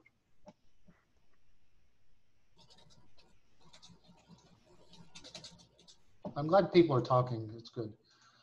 So here's where I think some confusion is happening. So I am doing a logic based off the percent of population.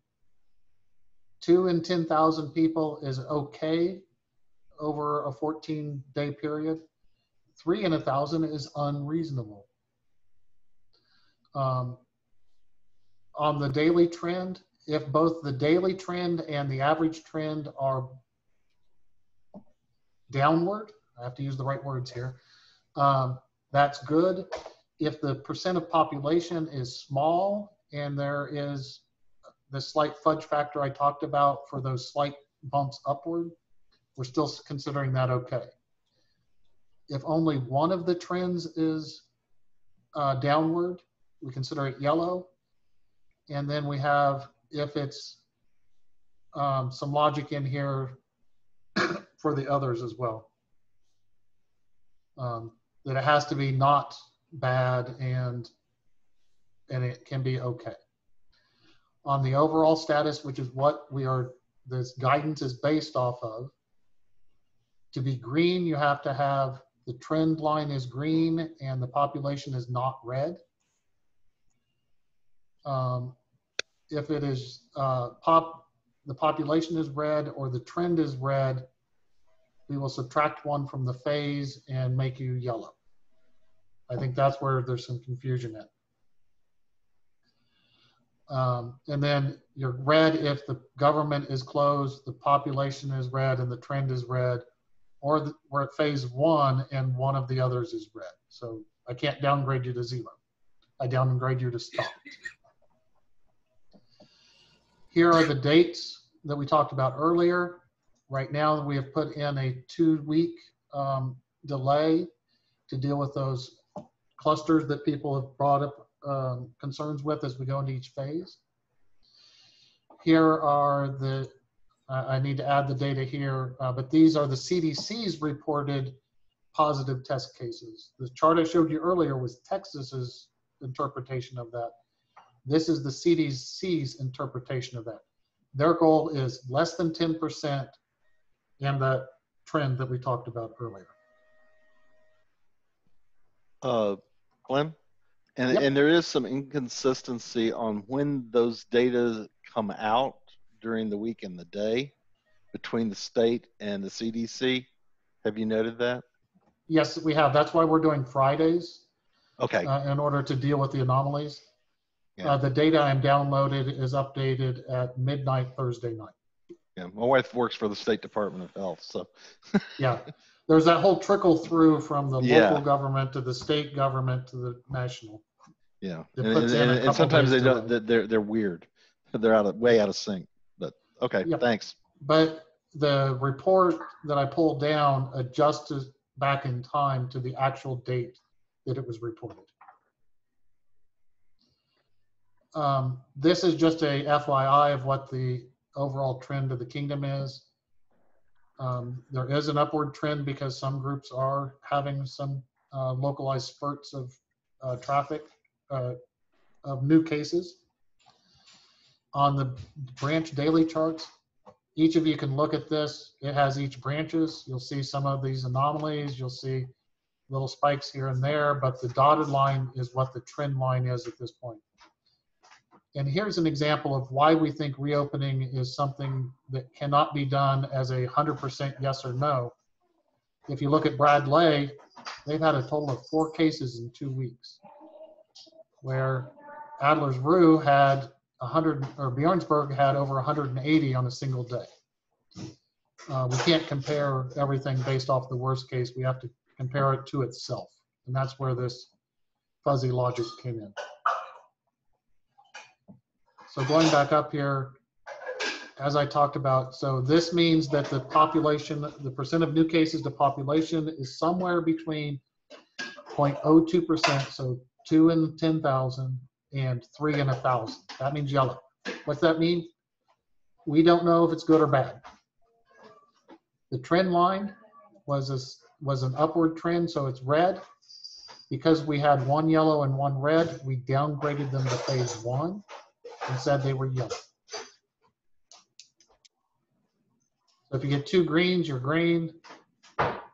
If you have a green trend but a yellow, since the trend is more reliable than the fuzzy logic we built on the population, we make those green.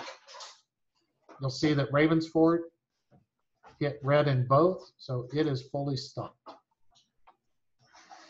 So I think what is confusing people somewhat with regards to this is I may have provided too much data on the website. And those who are data analytics freaks want the spreadsheet so they can go through it and understand it.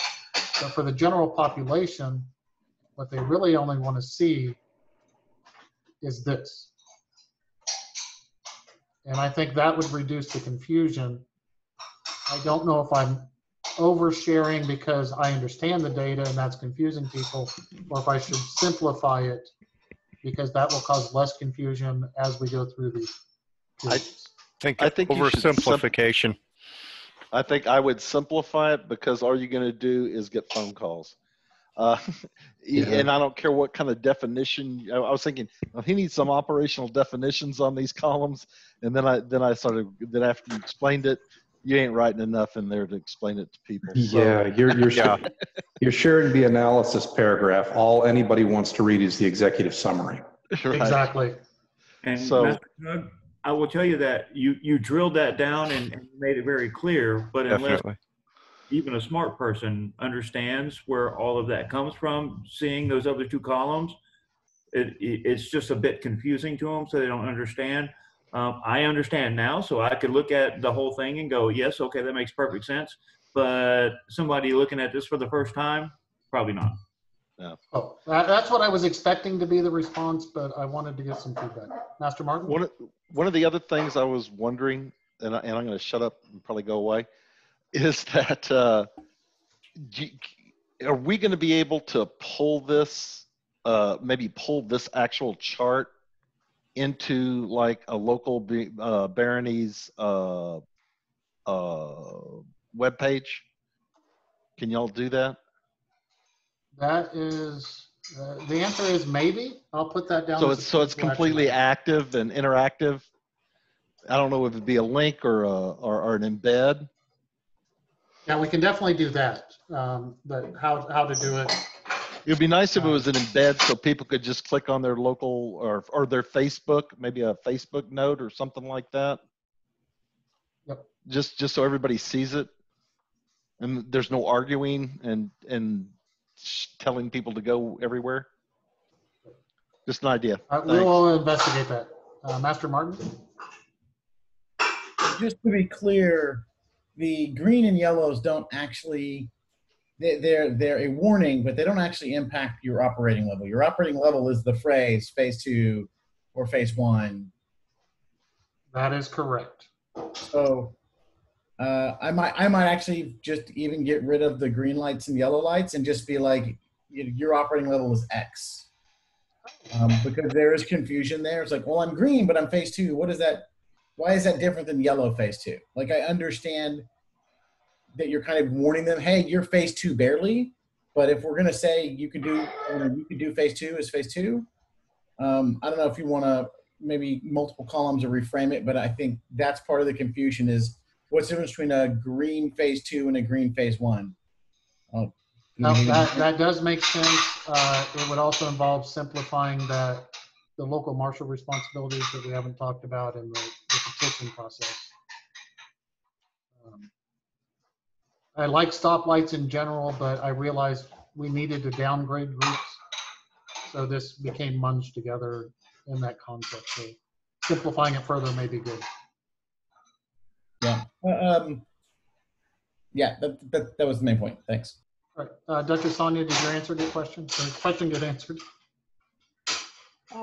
Yes, I was actually just going to ask regarding having the local groups web pages updated with this information.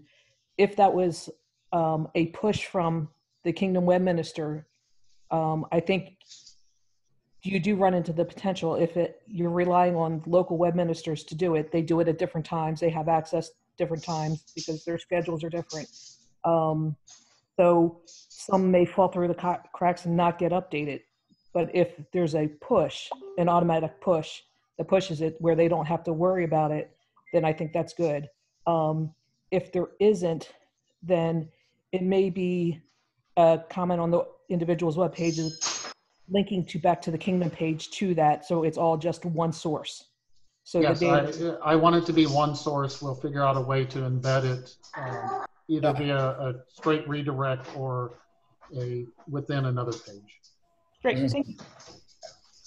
Lord Schwab? Okay, so this could be because I tend to be pretty risk averse, but when I look at the logic here and how it works out and then compare it to the CDC stuff, I mean, at least what I would like to see, and I know this may not be functional, would be to put a group in phase 1, not if it's either or, but if it's either. Just because there's so much opportunity for those things to change in brief time periods. And I'd either want to see, if you're not going to, if not to do that, a buffer period between when those numbers change and when we change that phase. Let me think about the logistics of that. I have tried to figure out how to do some sort of delayed ramp up, and it has not been So like, feasible, but I'll for think example, about it. if you had been phase 1 and you see, you know, instead of saying I've seen 2 weeks in a row of downward trend, we're good, you know, and immediately moving into phase 2 from that point, or a week of downward trend and now we're in phase 2, I'd rather see a buffer of 2 or 3 weeks before that transition occurs. Because Yeah. I know that people aren't going to want to do if either of those two variables is a downward or is a bad trend, then that group is in phase 1, because that's going to make a lot of people unhappy. I get that. So if not doing that, I would like to see some sort of buffer there. I will investigate that. Thank you. Thank you. Your Excellency, Zeldin?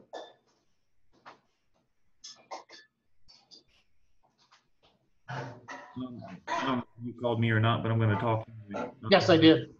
A couple of things that we talked about, Master Pug, is that you know, it's good to do a push, but because it maintains localized to you, that's easy enough. But you've already got a source for that, hopefully, with the Marshallette website, and there's no real reason, I think, to push it to all of the groups. All of the groups can get access to the Marshallette website, and it gives the marshals a place to go for one source information. So that's one thing. And the other thing is, we're talking about making this simple. I would say, yes, that is true. Getting rid of all of these kind of oddities or anything that people might misunderstand.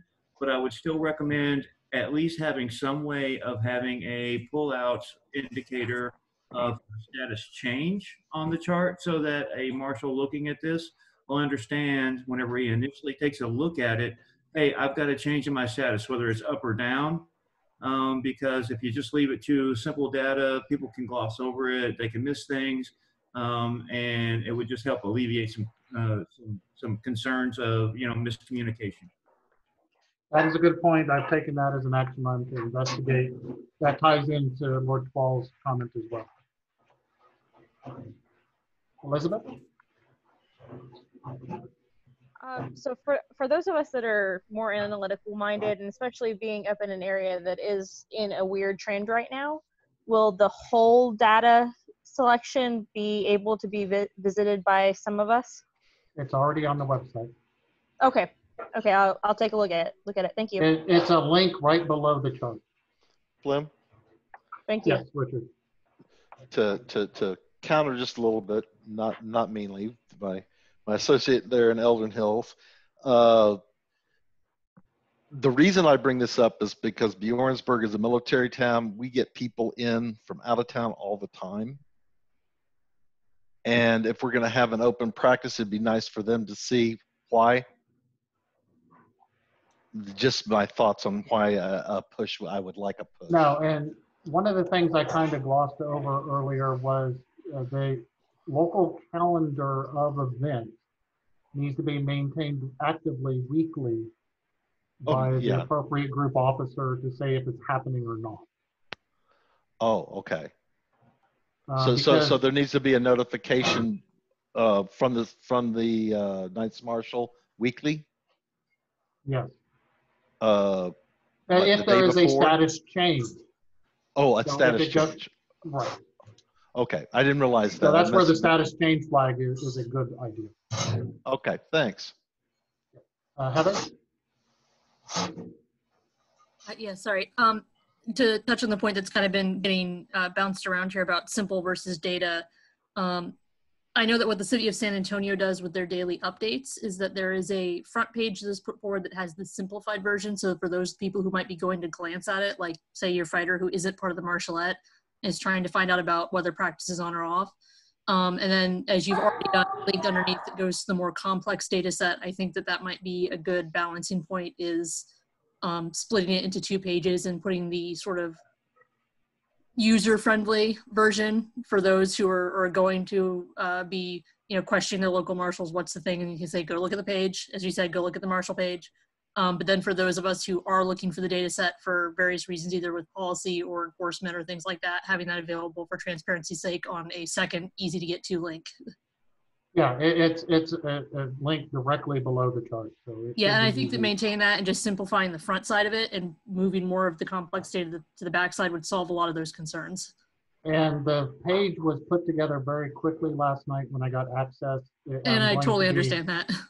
I want to make it more presentable, easier to organize. But yeah, I think I still have concerns about all this moving forward, but I think that if we're, if you're talking about the application of it, I think that's the way I would consider it most user-friendly. Yep, that's the plan. Yeah. Thank you. Okay, now Centurion Charles. I got the right Charles this time. Yeah, two part. The first part, I think it'd be really, it would make it a lot simpler. I agree with having the push out, but whenever a group's status changes, either upwards or downwards, when that happens, if you guys could send out an email to both the local night marshal and the local seneschal, letting them know of that change, I think that would also help make sure that the information gets disseminated. And the second part, and you might get to it later, is I would like for basically you to address how much you're going to rely on the decision making of the local seneschal and night marshal to be more restrictive than what you guys have put out. Yes, that is part of the bigger conversation that I think will take until 10 o'clock. All right, Kofina or Razia? Just wanted to mention that you said that the marshal will be required to announce a change up or down, or I don't know if I quite heard that right, but I just wanted to encourage there to be some standard format that also includes, like, in the announcement, the definitions, or at least a hyperlink to where to find the definitions, just because, at least unless this goes for several months, and even if it goes for several months and we're still actively trying to recruit in a restricted or digital space, that means that there's going to be new people who haven't gone through this trying to figure out what the different definitions mean. So I think just if we from the beginning say, here's your standard, you can put whatever blurb at the top you want, but you need to start at phase 2 number, and then underneath it describes all the different phases. All right, I'll put together a communication package with Avery. Eric? Yeah, earlier you said that the data was pulled midnight Thursday night. Is that an automatic update to the web page also, or is there a separate update time for that? It is a separate update time. It'll happen sometime on the morning of Friday. I will make sure there is a date indicator so that people are aware when it's been updated.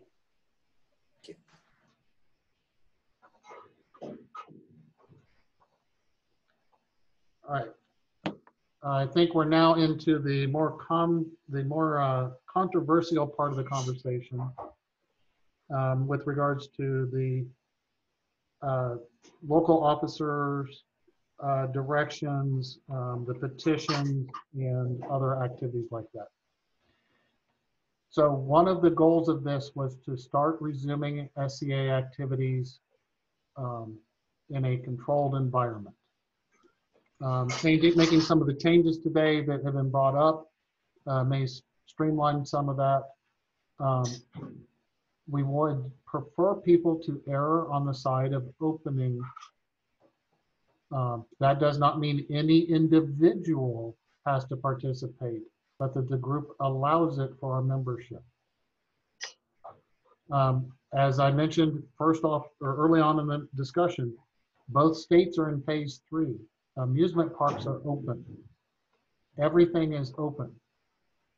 If we don't have a method for our membership to also participate, we will start losing people fairly quickly. I know that while everything was closed, there was a small risk of that. But once people have other venues, be it going to a HEMA event, or going and riding roller coasters, or whatever the hobby of the day is, depending on how long we're going to be in this state, which, as I mentioned earlier, could be up to 2 years based off some forecasts, we need to be careful with how we survive as an organization. And some of that does involve face-to-face interactions and the ability for people to have mental well-being that comes with that. There's been a lot of mental stress associated with people being separated and the fear associated with that. I will now start fielding questions since people started raising questions. Thorgeir. Yes. Now, one of the questions I have is going to be, we go to start doing practices, and some people, let's say our marshals, have pre-existing conditions that they don't feel comfortable going to the practices, but practices are available. How is that going to handle it if our marshals themselves aren't able to go because they are an actual pre-existing condition? If we have no viable candidates in the group that cannot attend, then activities will be closed, and that needs to be communicated up. Because for us, it's hard for us to even keep, for down here in Bjornsburg, it can, every 2 years when we get a new marshals, it's hard to keep marshals updated, to keep them up and to keep them going. And if we're going to tell them, hey, you have to hold practice now because we're open, and they're whatever physical condition, then we're going to have more trouble keeping officers as is. We are not going to require people to put themselves at risk of life and limb. Okay. The way that we are handling it up here, because we have our night marshal is a nurse who works with immune compromised patients on a daily basis, is we're already looking at who's going to have to be deputized to make practice happen. So that's probably the same drill that y'all are going to run into. Master Etienne? Yes, so this kind of came up, and I'm going to reiterate it. Probably beat some people to asking this question. So right now, I'm going to just throw a theoretical out. Right now, if the local marshal says it's too slick, the footing's bad, we're not having practice tonight, no one blinks. If the marshal says, I think it's not safe to do this, now we've got this whole petition process in here. This is a change of custom. This is to an extent undermining the local martial authority that, I spent the last year as a deputy to an absentee marshal and made that call many times of, nope, we're not going tonight, and no one blinked. Are there going to be ramifications these are things that I think you need to address and need to figure out, because this is a departure from custom. It is, and part of the difference between this, and I want to make sure people are aware, making a one-time decision that the conditions are unsafe is different than saying it is unsafe for the next 2 years. That is the significant difference between what we're in now and our normal summers or rainy seasons.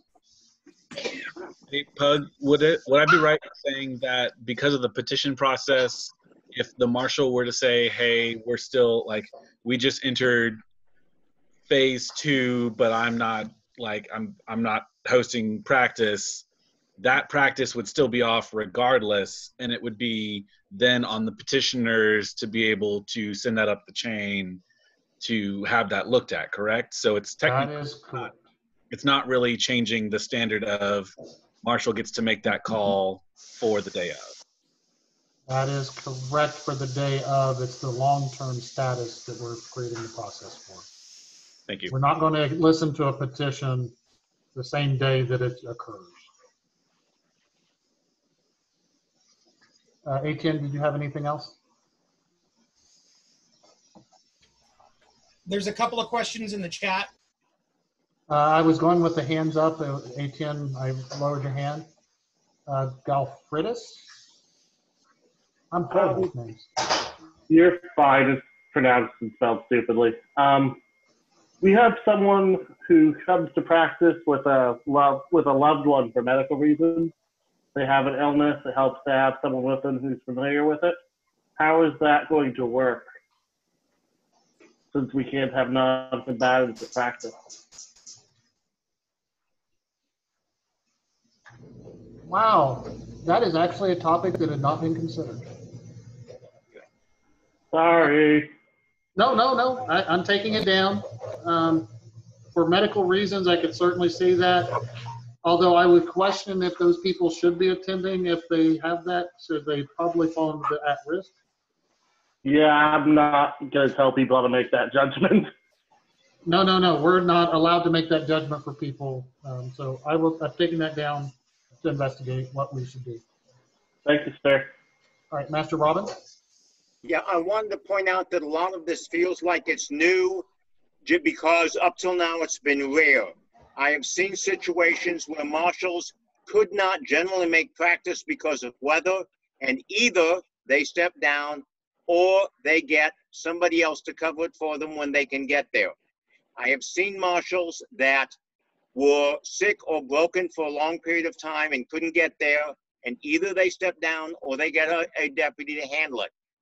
If you've overruled your local marshal, you have to provide an authorized marshal. There is nothing new here.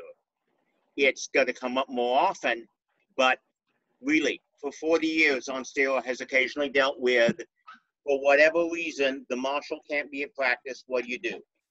And nothing proposed here is different from what we did in the Principality.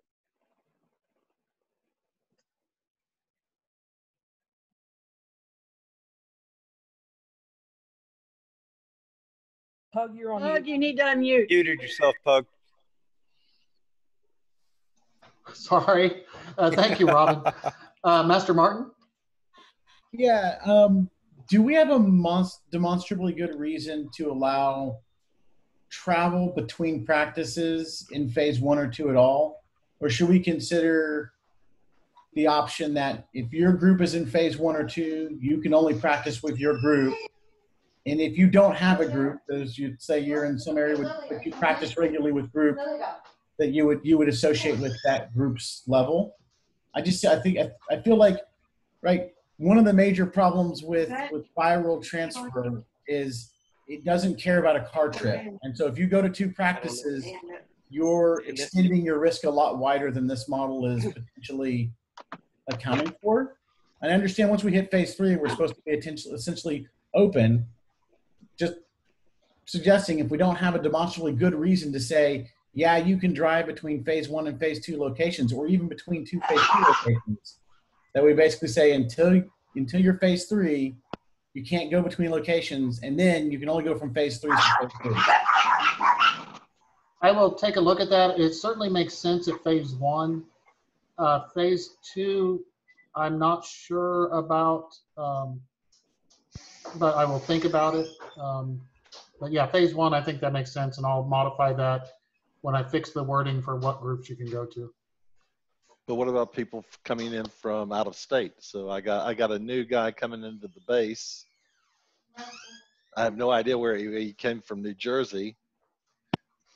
We currently do not have any requirements for self-isolation within the United States for Texas or Oklahoma. Okay, so you're going to go with state rules. Yes. Okay. Drog? Master Pug, can I answer Martin's question real quick? Yes, go ahead. Master Martin, the truth is that in not every area, but in some areas, there are groups that already practice specifically together. and I can name at least 4 of them right now. Namron and Wiesenfeuer have a joint practice. They always practice together. They share martial arts. They do all of those things together already. So that would be a significant change for them, and as well as Eldon Hills and the Shire of Bradley. We are just so close that we play. I mean, if a group pods together, right? If you're like, hey, you know what? These three groups pod together. I mean, I think that's a completely separate, but I would want to see that pod stick together. What I wouldn't want, or what I'm concerned with, is the Bradley, Eldon Hills pod, then having a couple of guys go to Namron, because it's one thing for the pod, the isolated group, to work together. It's another thing when their viral risk is transferred to another group. That's where my concern is coming from. So if there's a constant regional practice, my thought is, well, then that becomes the practice that everybody's podding to, if that makes sense. Oh yeah, and I totally get you. And the truth is, I don't go to Oklahoma City. I mean, and I'm right here. Yeah, there are quite a few people like that here that go to Austin, Finnegoff, and San Antonio. Yeah, absolutely. It's real common in What about Sir Ishbal? I was speaking for him since he's not here. Okay, it's a tough job. Okay. That's why I'm not around very much, because then I have to speak for us. Hey, I like the Orangeburg trips down from Bringelog. Yeah. All right, let me go on to the next person. Drog. Yeah. All right, I'm gonna be the person. Can y'all hear me all right this time around? Okay. That guy. I'm going to be that guy at this point. Now, this is coming from an individual that has not been active with the SCA for very long. I've been at it for about 3 years, a little bit over 3 years here, and I am not attempting to make this political, even though it's going to come across as such, and I'm not trying to be divisive. But a lot of the things that I'm going to start hearing is, how can we justify this? With the peerage, with those that are ahead of us, far ahead of us, and have been through the paths that you've been through, it's kind of easy to make, decisions in this nature, but in a way you're asking people to make decisions on a life and death basis that you may have never actually went through yourself. And it falls very heavily on the local officers for this issue. Now, we can always argue it's better or worse than what it actually is, and that's something else entirely. And also, I have to state that it feels like, once again, from my point of view, the potential for peer pressure and being socially stigmatized and ostracized is fairly high, even if it's not intentional. And going down the line years later, this could be an issue where it comes up to be a who's down for the cause kind of test. And those that are willing to take this risk, will end up being looked on in favor and being awarded, even though they're going against their own ethics in certain situations. And I don't disagree with that potential concern. It is absolutely something that the leadership of the kingdom has to make sure we do not penalize people for choosing what they felt was a life and death situation. Yeah. And also with this as well, and the argument can be made, and this is the highly political point of this, is it can be argued that the opening of this country is a political move. And where it's being pushed and how it's being pushed. And that's why I did not cover the modern politics aspect of this. I stayed with the CDC guidance. But even with that, the CDC guidance could be politically motivated. I'm just saying. And I know and I appreciate the information that you guys have done, and all the stuff that you've worked on very hard, and you're trying to come up with the best solution that you can. And this is just so unprecedented and so politicized that I don't think that it's impossible to have a right answer to this at this point. It's just, I'm very concerned about the future with the officers, going forward from here, and how it's going to affect how we interact with each other going forward. Thank you for allowing me that time. I appreciate it. Thank you, and I'm glad someone did voice it because it is a concern that has been voiced. Lord Twall? Yeah, so a couple different things that I mean, a lot of the questions and comments I had have been touched on. I agree also with what Miles said in the chat. I do think that if we're going to allow podding, then those pods do need to be using the most restrictive of the two. But that's not actually really my concern. You addressed most of it. I think, at least personally, I think that we probably shouldn't allow intergroup communication right now outside of phase 3 groups. But that's, again, I'm very risk averse. What I'm more concerned about is when I look at all this, you know, we're talking about the social and cultural aspects of this with regard to the SCA. I'm not just concerned that we're going to have people that are going to be penalized for acting or not acting based off of people's opinions.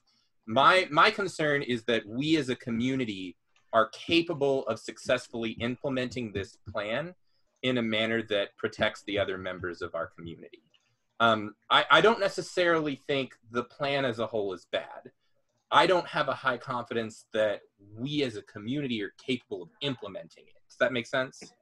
And do we have plans, do we have methods that have already been thought of how we monitor that amongst ourselves to make sure that we are implementing it correctly, we are taking in as much information as we can to ensure that we're getting good metrics out of each of our groups so that we know what they're doing, how they're doing it, and when we do see infractions and issues, how are we going to and what are we going to do to police those issues? Because at least from my mind, if it doesn't matter if we're talking the issue of, you know, a cult of the fighter problem and no one talks to that person and says, hey, don't be that way, or an issue of a marshal making an infraction, or a group that maybe should be closed. They've had a large gathering in their area recently. It was the day before a fighter practice, and the marshal really just wants to go out and fight and says, you know what, we're going to fight anyway. I really think there needs to be some amount of policing and enforcement here. Okay, I agree on some aspects of that, particularly on the reporting part of it. And I will figure out how to encourage people to help with the policing aspect of it. There is a challenge culturally that people have raised that sometimes the haves get away with things that the have-nots do not, and that's generally talking about peers and royal family versus not. We need people to be willing to stand up and communicate it. When I originally wrote the wording for how you did the petition and the filing of complaints, I had it go directly to me in order to make sure it isn't killed at a lower level by someone. But the senior marshals felt it important that it followed the normal chain of appeal and complaint. And I'm perfectly for that.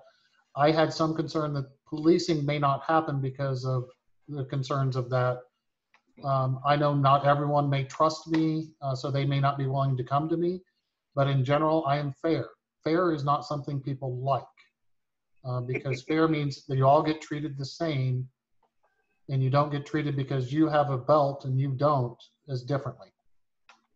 But we'll see how it goes. I agree that we need to gather data as we go through this.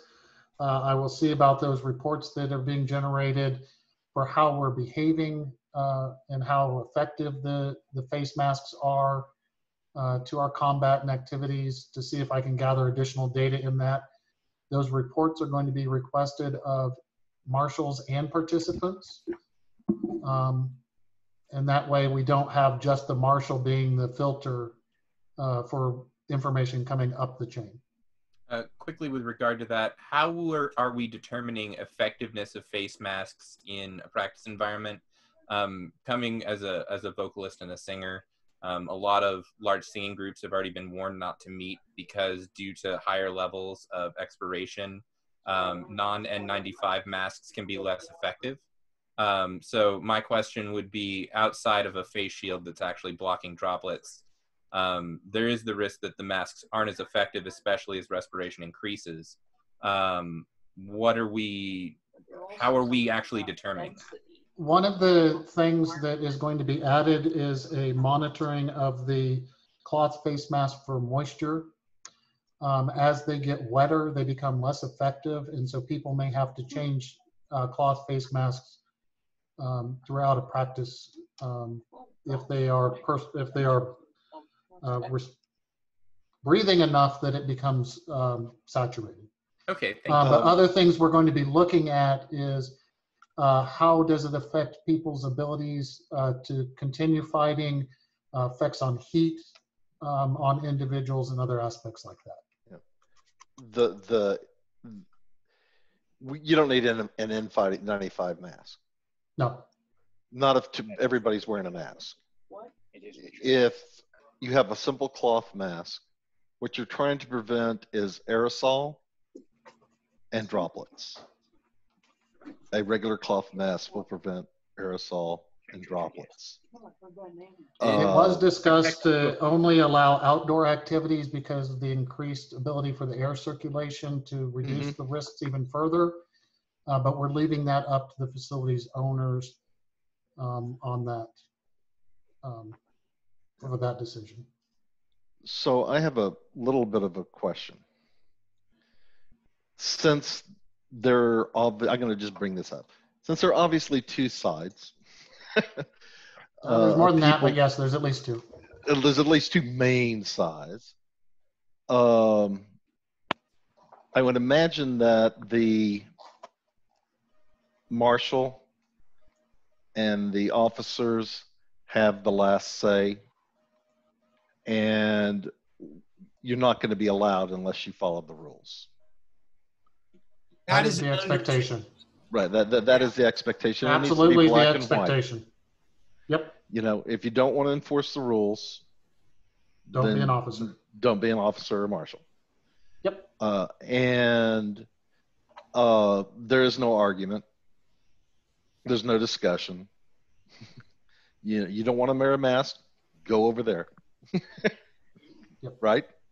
Correct. That's a hard thing to do, but it needs to be. Go ride a roller coaster. Yeah. Let's see. The other you have thing to be able to. If the marshal doesn't want to wear a mask, then they don't need to be a marshal. That is right. I would agree. They need to be called out for it. Yeah. I will say yet again, if groups and individuals fail to follow the directives, they will be shut down. Period. Good. All right, Master Robin? I just want to make some comments on some things people have brought up. You just muted. There we go. I had nothing to do with writing this policy. I have some perspective that a lot of people don't have. Jog, I can assure you that I've already talked to people, other people in circles I'm part of, and that in the Centurions and the White Scarf and the White Collars, I promise you there are people already ready to say, no, you're not going to speak against him because he didn't agree with you about how much protection there is. I know it's true of the Knights too, I just can't speak of it. There are people who are strong about, we're going to defend people for having viewpoints. We always have. And we've never been perfect about it. And that's the thing I wanted to say to Tuto. You're right. We will not administer this policy perfectly. We have never administered any martial policy perfectly. In the tournaments I've been marshal in charge for, I cannot promise you that no one used a weapon that didn't get inspected. We do not have total control and never have. There are risks and we cannot control all of them. But for the 40 years we've had Ansteorra, we've not been able to handle the one biggest risk of all, which is driving to the event. People have died that way. Don't think that we can have perfect safety. We have never had it. We will never have it. We are trying to have the best reasonable safety we have, but it's not going to be perfect, Tutal. You're right. We cannot administer it perfectly. We will do the best we can, and the more people get on board with the policy, the better we can do it. Let me just step in, speaking as Tutal, and say there are two different people with similar names. Tutal. Yeah, okay. And Martin, you're right. There is no reason in the steps or in Wingalad that we have to have in people from other areas for our practices. But in Rosenfeld and Emerald Keep and places like that, there are. When Rosenfeld have practices, I quite often go there because otherwise they don't have much in the way of training. When Emerald Keep has practices, Marty often goes there because they have nothing else in the way of training. And that's the legitimate reason why we have to consider the issue. Now, I'm not saying we should throw out the issue. I'm saying that's why we will have to consider the issue each time. None of this is easy, and there is no simple answer. That's all I wanted to say. Thank you for your words. I appreciate it. Your Ladyship, Elizabeth? So we've talked a lot about how this is going to work on a practice level. Is this going to affect the events? Because we do have Crown Tournament coming up in, what, a month? And 6 weeks. 6 weeks. So if we still have baronies and shires that are in a red level come time for Crown Tournament, is this policy going to be thought about applied to the people that can attend that event? We are talking about that with the Earl Marshal, Kingdom, Seneschal, and Crown. We do know that if we have groups that are solid red, no activities, they will be disallowed. But with regards to the other phases, we have not made a decision on that with regards to events. Right now, this is about practices, but some of the things are being considered. With it being 6 weeks out, we also want to make sure we get data on how are we going to have people dropping over from heat exhaustion using face masks or not. And that's part of why I want to try to do this soon enough so we're not suddenly opening the large 300-person event with combat as our first trial. But yes, we are considering it, and the only firm thing we have is if a group is solid red, they don't do anything. Thank you. And then, which, just to clarify, means if you live somewhere where it's solid red, even if you have sent a letter of intent in to enter Crown Tournament, as an example, you don't get to go. If you show up, you will be asked to leave. Yes, and this is coming from the Crown. We are talking about this, and we are going to continue to keep it under discussion because we are only talking about practices right now. That is it.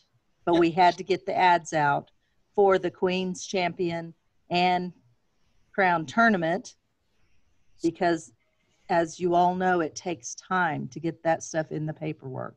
But we are trying to do this as safe as possible. That's what all we're working on. Thank you. Thank you, Majesty. Heather? Thank you. You answered my question. Sorry, it took me a moment to unmute. And I may have missed this because I was busy putting a TV and one-year-old down earlier for the first hour of this. This is a slight shift in conversation. One thing that I haven't heard mentioned, and I'm sure the short answer, I'm sure the too long didn't re-answer, is it falls under the local marshals have to know what the local statutes are. How are we classified? So, for example, in San Antonio, we have the state ordinances we have to worry about, but we also have to worry about the city ordinances that have been put out for some of the larger groups. So, and there's some argument back and forth about which supersedes which. But for example, are we a club sport? Are we an athletic group? Are we a gym? Are we a social gathering? Because what we get classified as affects what the city views our capacity and our requirements for gathering sizes, for requirements for sanitation. I mean, this is a very conservative plan. I give a lot of credit to how much data and work has been put into this. My dad does pandemic and disaster response his entire life, so I grew up around this. So that's part of why I have so many reservations, is I've seen this on both the federal and state level my entire life. And so I appreciate that this plan is, it does have some very conservative things. I just have some concerns of, it's a great plan, can we actually execute it? But in the case of, is there going to be guidance for how are we classified? Because in San Antonio, they have a hotline where if the local neighborhood calls in that they see a large gathering in the park that they feel is in violation of the city ordinances, we have to be able to account for that with the local officers, with whoever comes out to talk to the local group. And they're not going to potentially care that the SCA has a great, that the Kingdom has put in this great policy for distancing and tried to account for everything if we don't match what they think is the description of our group, if that makes sense. That does make sense. I can say we are not a gym. I know that for certain. Yeah. So it's more of whether they view it as a social thing, a club sport, or we practice on, the local group practices on a softball field sometimes after the softballers have left. So are they, and I think those are covered by the phase 3 opening of the state, but the city also has its own rules. So I just think that that's something that I would hope that there would be some support for the marshals in sussing that out so that we can account for that. Because the last thing I think anybody wants, if the other cities have different rules, is a group finding themselves fined or in legal trouble because they're violating even more specific ordinances that we haven't been able to account for. We will absolutely, through the marshalate and the seneschalate, provide guidance when those types of scenarios come up. We just knew we could not possibly address all of them for every branch.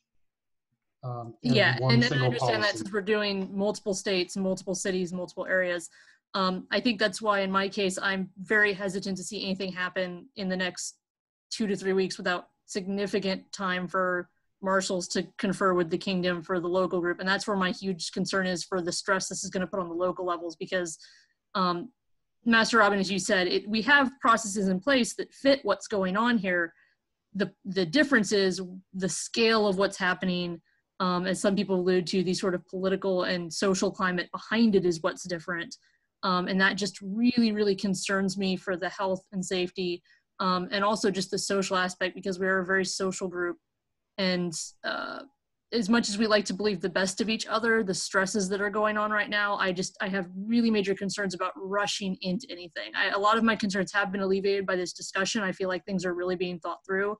But I just want to, my biggest concern is just making sure that while I agree with you, we don't want to pretend that we're going to sit quiet for 2 years. We have to have a plan to reopen and move forward, but I want to make sure it's done with the highest level of support and training that we can provide for people, because that's what it's going to take for this to actually execute correctly, in my opinion.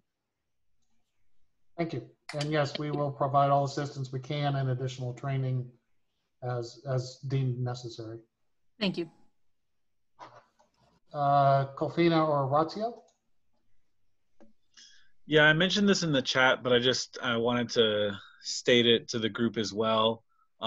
As we were talking about, peer pressure and the societal aspect, I think it's just worth pointing out that that's even more reason that I think like the word should, or the phrase is encouraged to, shouldn't appear in the policy. Like if we have to be more restrictive, or if we choose to be less restrictive and like the decision is made to do that, that's fine, but that it allows the marshals to then say, this is what the policy says. And if we have to make a harder line, that's the way it is. But I just like, based on some of the earlier statements, I don't want people to be able to say, well, it says I don't have to. It doesn't explicitly say I have to do this. Why are you trying to say that I have to do it? I will go back through it for the words should, shall, must, and make sure that they are consistent with policy enforcement guidelines. I'm going to say that's going to enable a lot of people from a fear of status. It is a very safe place to be if you enable the marshal to be like, them's the rules. I have no leeway here. And I think on this topic, especially since we're providing definitions, phase 1 means this, phase 2 means this, phase 3 means this, our area is in this phase, we can be incredibly prescriptive and get rid of any ambiguity and be like, we're in phase 2. This is what it means.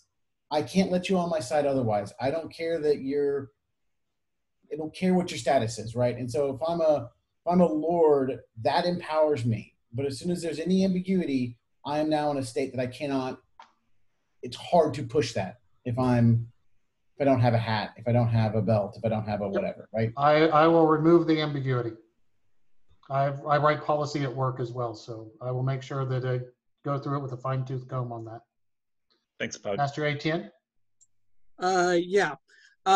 So I've got the seneschal here and the representative of the crown, Your Majesty. I see some landeds here. I'm just wondering, has this been communicated to the various landed nobility? And in terms of making sure they're on board as things move forward, because the marshal can say, yes, we're having practice, but if the local baron and baroness or whatever is saying, I don't know, this is a political question, I get it, but I'm just wondering if there's been communication. I will make sure to work with Her Majesty and His Majesty on that. To be honest, I kind of forced the issue on this by the announcement I did make. I wanted this reaction that I got to happen because I put it in the Black Star, I got no feedback. I put it in Facebook on May 12th and got no feedback. Until people saw that there was a deadline, they weren't going to react. They have now reacted and we're now getting positive, constructive feedback and dialogue going on. But we will make sure that the nobility, seneschals and marshals are properly communicated and on the right page. I just want to throw in, Pug got no feedback. I got yelled at by all of you from both sides. So hey, I gave Pug like 4 pages of feedback. You did. Thank you, Your Excellency. You did. Well, the people that I explicitly sought feedback on gave me feedback. But when I made the announcements to the general populace, it was crickets. Yeah, pretty much. So I just wanted to comment as landed nobility and local leaders of our group. We are already working actively with our officer corps to see what we would need to do to implement the guidelines and implement them safely, and what we would need to do to meet those criteria to reopen. We strongly support our officer corps in making those decisions, and that's why they're in the jobs that they're in. So we trust their judgment, and we will absolutely support their decisions. We're literally working on it right now because this has been a long meeting. Literally in our other chat right now. Perfect. Ref? From Eldern, like the day before Master Pug announced his first announcement, we asked our seneschal to contact the Kingdom seneschal and see if there was a plan to start planning for reopening. And so when Master Pug put this out there, he didn't get much response from us because we waited to see what the plan was going to look like. But yes, everyone is, I believe, aware that reopening plans and operations are underway. I can't speak for all of the landed nobility in the north, but I believe they're at least aware of it. I will make sure I will get the link from Pug, God dang it. and I will make sure that all of the landed nobility, I'll put it out to the list and I'll get someone to put it on their Facebook groups. We'll make sure that it is covered, but I will send that from the Crown email. Thank you. Thank you, Your Masters. Ref? Well, I should have. Am I coming through? Yes, you're coming through. Oh, okay. Good. Okay, I've been a commercial diver for a very, very long time, and there is one concern I have with the face masks, or with the shields and stuff coming up, right? And this is something I encounter quite a bit with new divers, and that's when they overbreathe their equipment, and it starts causing hypoxia. Is there any way we can get some information listed for the martial ed or even on the website to give them some kind of idea of what to look for in a fighter? Because sometimes once that affects you, you're not going to really realize it. It's going to be the people around you that are going to be going, hey, dude, something's wrong. You need to sit down. And they're not going to want to. Yes. It definitely requires proper breathing exercises. So Right. that's not a bad idea to give the signs for people to watch out for. Will that be significantly different from what we're looking for just a fighter overheating, red in the face, breathing too hard, starting to look a little drunk, staggering? There is a little bit of difference, but not much. Yeah, and that's the problem. It's one of those things, you're going to see it. They won't necessarily notice it themselves. But, I mean, you can actually see it in shot placement. I saw somebody fighting in a full, I think it's called a beveler, where the helmet's completely closed off. And his shot placement was starting to go all over the place. And this is a skilled fighter. And it was like, oh, okay, wait a minute, something's wrong with him. So we backed him off, took his helmet off, and found out he was suffering from hypoxia at that time because he was overbreathing his equipment.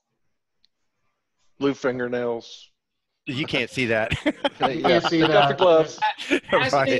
As an example, when we did the play test, one of the things that we discovered that was interesting was for those who were wearing the face masks, not the plastic shielding, of the 3 people who fought, all 3 of them agreed that while fighting, it was not really an issue. They went into fighter breathing mode and things were fine. Well, and it pulled it off your mouth. Yeah. Where Right. it got weird was the approximately, what'd you say, Puck, 3 to 5 minutes after you guys came off the field? Actually, it was as soon as I took my helmet off, right, I immediately inhaled my face mask. And that was I the was problem. perfectly fine fighting, but as soon as I stopped fighting, that intake happened. Yeah, and I was going to say, and also because they were doing the heavy breathing with the masks on once they came off the field, all 3 of them realized they had to take the time and consciously breathe for 3 to 5 minutes until they were back under control again. This is one of the training things that people are going to have to deal with if they go out and fight, is getting used to, it's not just when you're standing on the field getting ready to hit or be hit, it's when you walk off the field, you better be ready to continue to deal with what's going on. Right. It's, I mean, it's just, I've it got all a comes down to question training. that kind of goes around my own setup. So, you know, I have this full helmet with the face mask that comes in and out. It's a full face mask. It has opening for my nose and my mouth, right? But it's tight. And I have, it's hard to breathe in a little bit. What if I put an equivalent cloth covering over the nose internally and over the mouth? That will be dealt with on a case-by-case basis. If it can be secured such that it is safe, I will leave it up to the marshal. What you described sounds like it can be safe. Yeah, Until it would just give me a little bit more intake airflow. Yep. All right, I'm going to do the couple people that have their hands up, and then we're going to call it a night. So we've got 2 in the queue. Duchess Sonia? Hi. Thank you for this. And I know that we're wrapping up, but I definitely wanted to say thank you to all of the participants today. I was concerned that there would be heightened sensitivity and therefore words might not be as respectful and courteous. And I am very pleased to know that that is not the case. Everybody treated everybody with great respect and courtesy. And I think everybody, because of that, everybody's points of view were heard and understood. And that is a testament to us. And I just wanted to thank everybody for that. This has been extremely informative. So I am happy. I'm happy to be part of it. That's all I had to say. Thank you for that. That was going to be one of my comments as I closed up as well. Centurion Charles, you will be our last tonight. Okay, no pressure. No pressure at all. It is tangentially related to opening back up. I have had some expressed concern that right now with the civil unrest that's going on and us having practices, the propensity for the cops to be called on us for people being violent in a park is probably higher. And a suggestion to try to help handle that might be to contact the local police and let them know that you're in the park and this is what we're doing. But also thinking of some other guidelines in order to be able to keep everyone safe would probably be a good idea. That is a good point, and it will vary significantly from community to community. With regards to notifying the police, I will leave that up to Avery on the guidance on that. I think it's something you should think on and trickle down through the Seneschalate. Yay. But yes, there is concerns in some communities, particularly that we could be seen as potential violent individuals out to no good. Never in the SCA. I know in Austin, the police know us. They bring all the new guys by to gawk at the funny people fighting, but that's not the case in all communities. In closing, in part, I want to reiterate what Sonia said. Thank you all for being so polite and civil throughout this. It is a very heated topic. It is very emotional for everyone. There's a lot of fear in the community, not only with regards to the virus that is out there killing people, but also the civil unrest that is occurring. I am glad that we were able to have this in a very polite, civil manner. It shows well of our people that we could have this type of conversation about such a controversial topic and all come out of it without being bloody in the end. This video will be made public for everyone, and if you feel the need to attend the other sessions, do. I do plan on limiting those closer to 2 hours. I expected tonight to have the most questions. I plan on addressing as many of these as possible before the next session on Sunday. So thank you all. I do also want to put in, I'm going to try and be at the one on Monday. I know Her Majesty and His Majesty have talked about trying to be there as well. Unfortunately, the three of us have a meeting about Gulf Wars negotiations on Sunday, so we may be able to jump in after that if it doesn't overlap too badly. But all of you, I am amazed by my kingdom. Thank you. You guys have been wonderful with this. And I just want to say flat out, yes, Pug keeps saying that he's doing this with the Earl Marshal. Pug has done 99% of the work on this. Thank you, sir. This has been absolutely an amazing amount of work. Whether you agree or not, wow, thank you. You're most welcome. Thank you all. Have a good night. Good night. Have a good night, everyone. Majesty. Good night. Thank you. Night. Good night. Good night. Night all.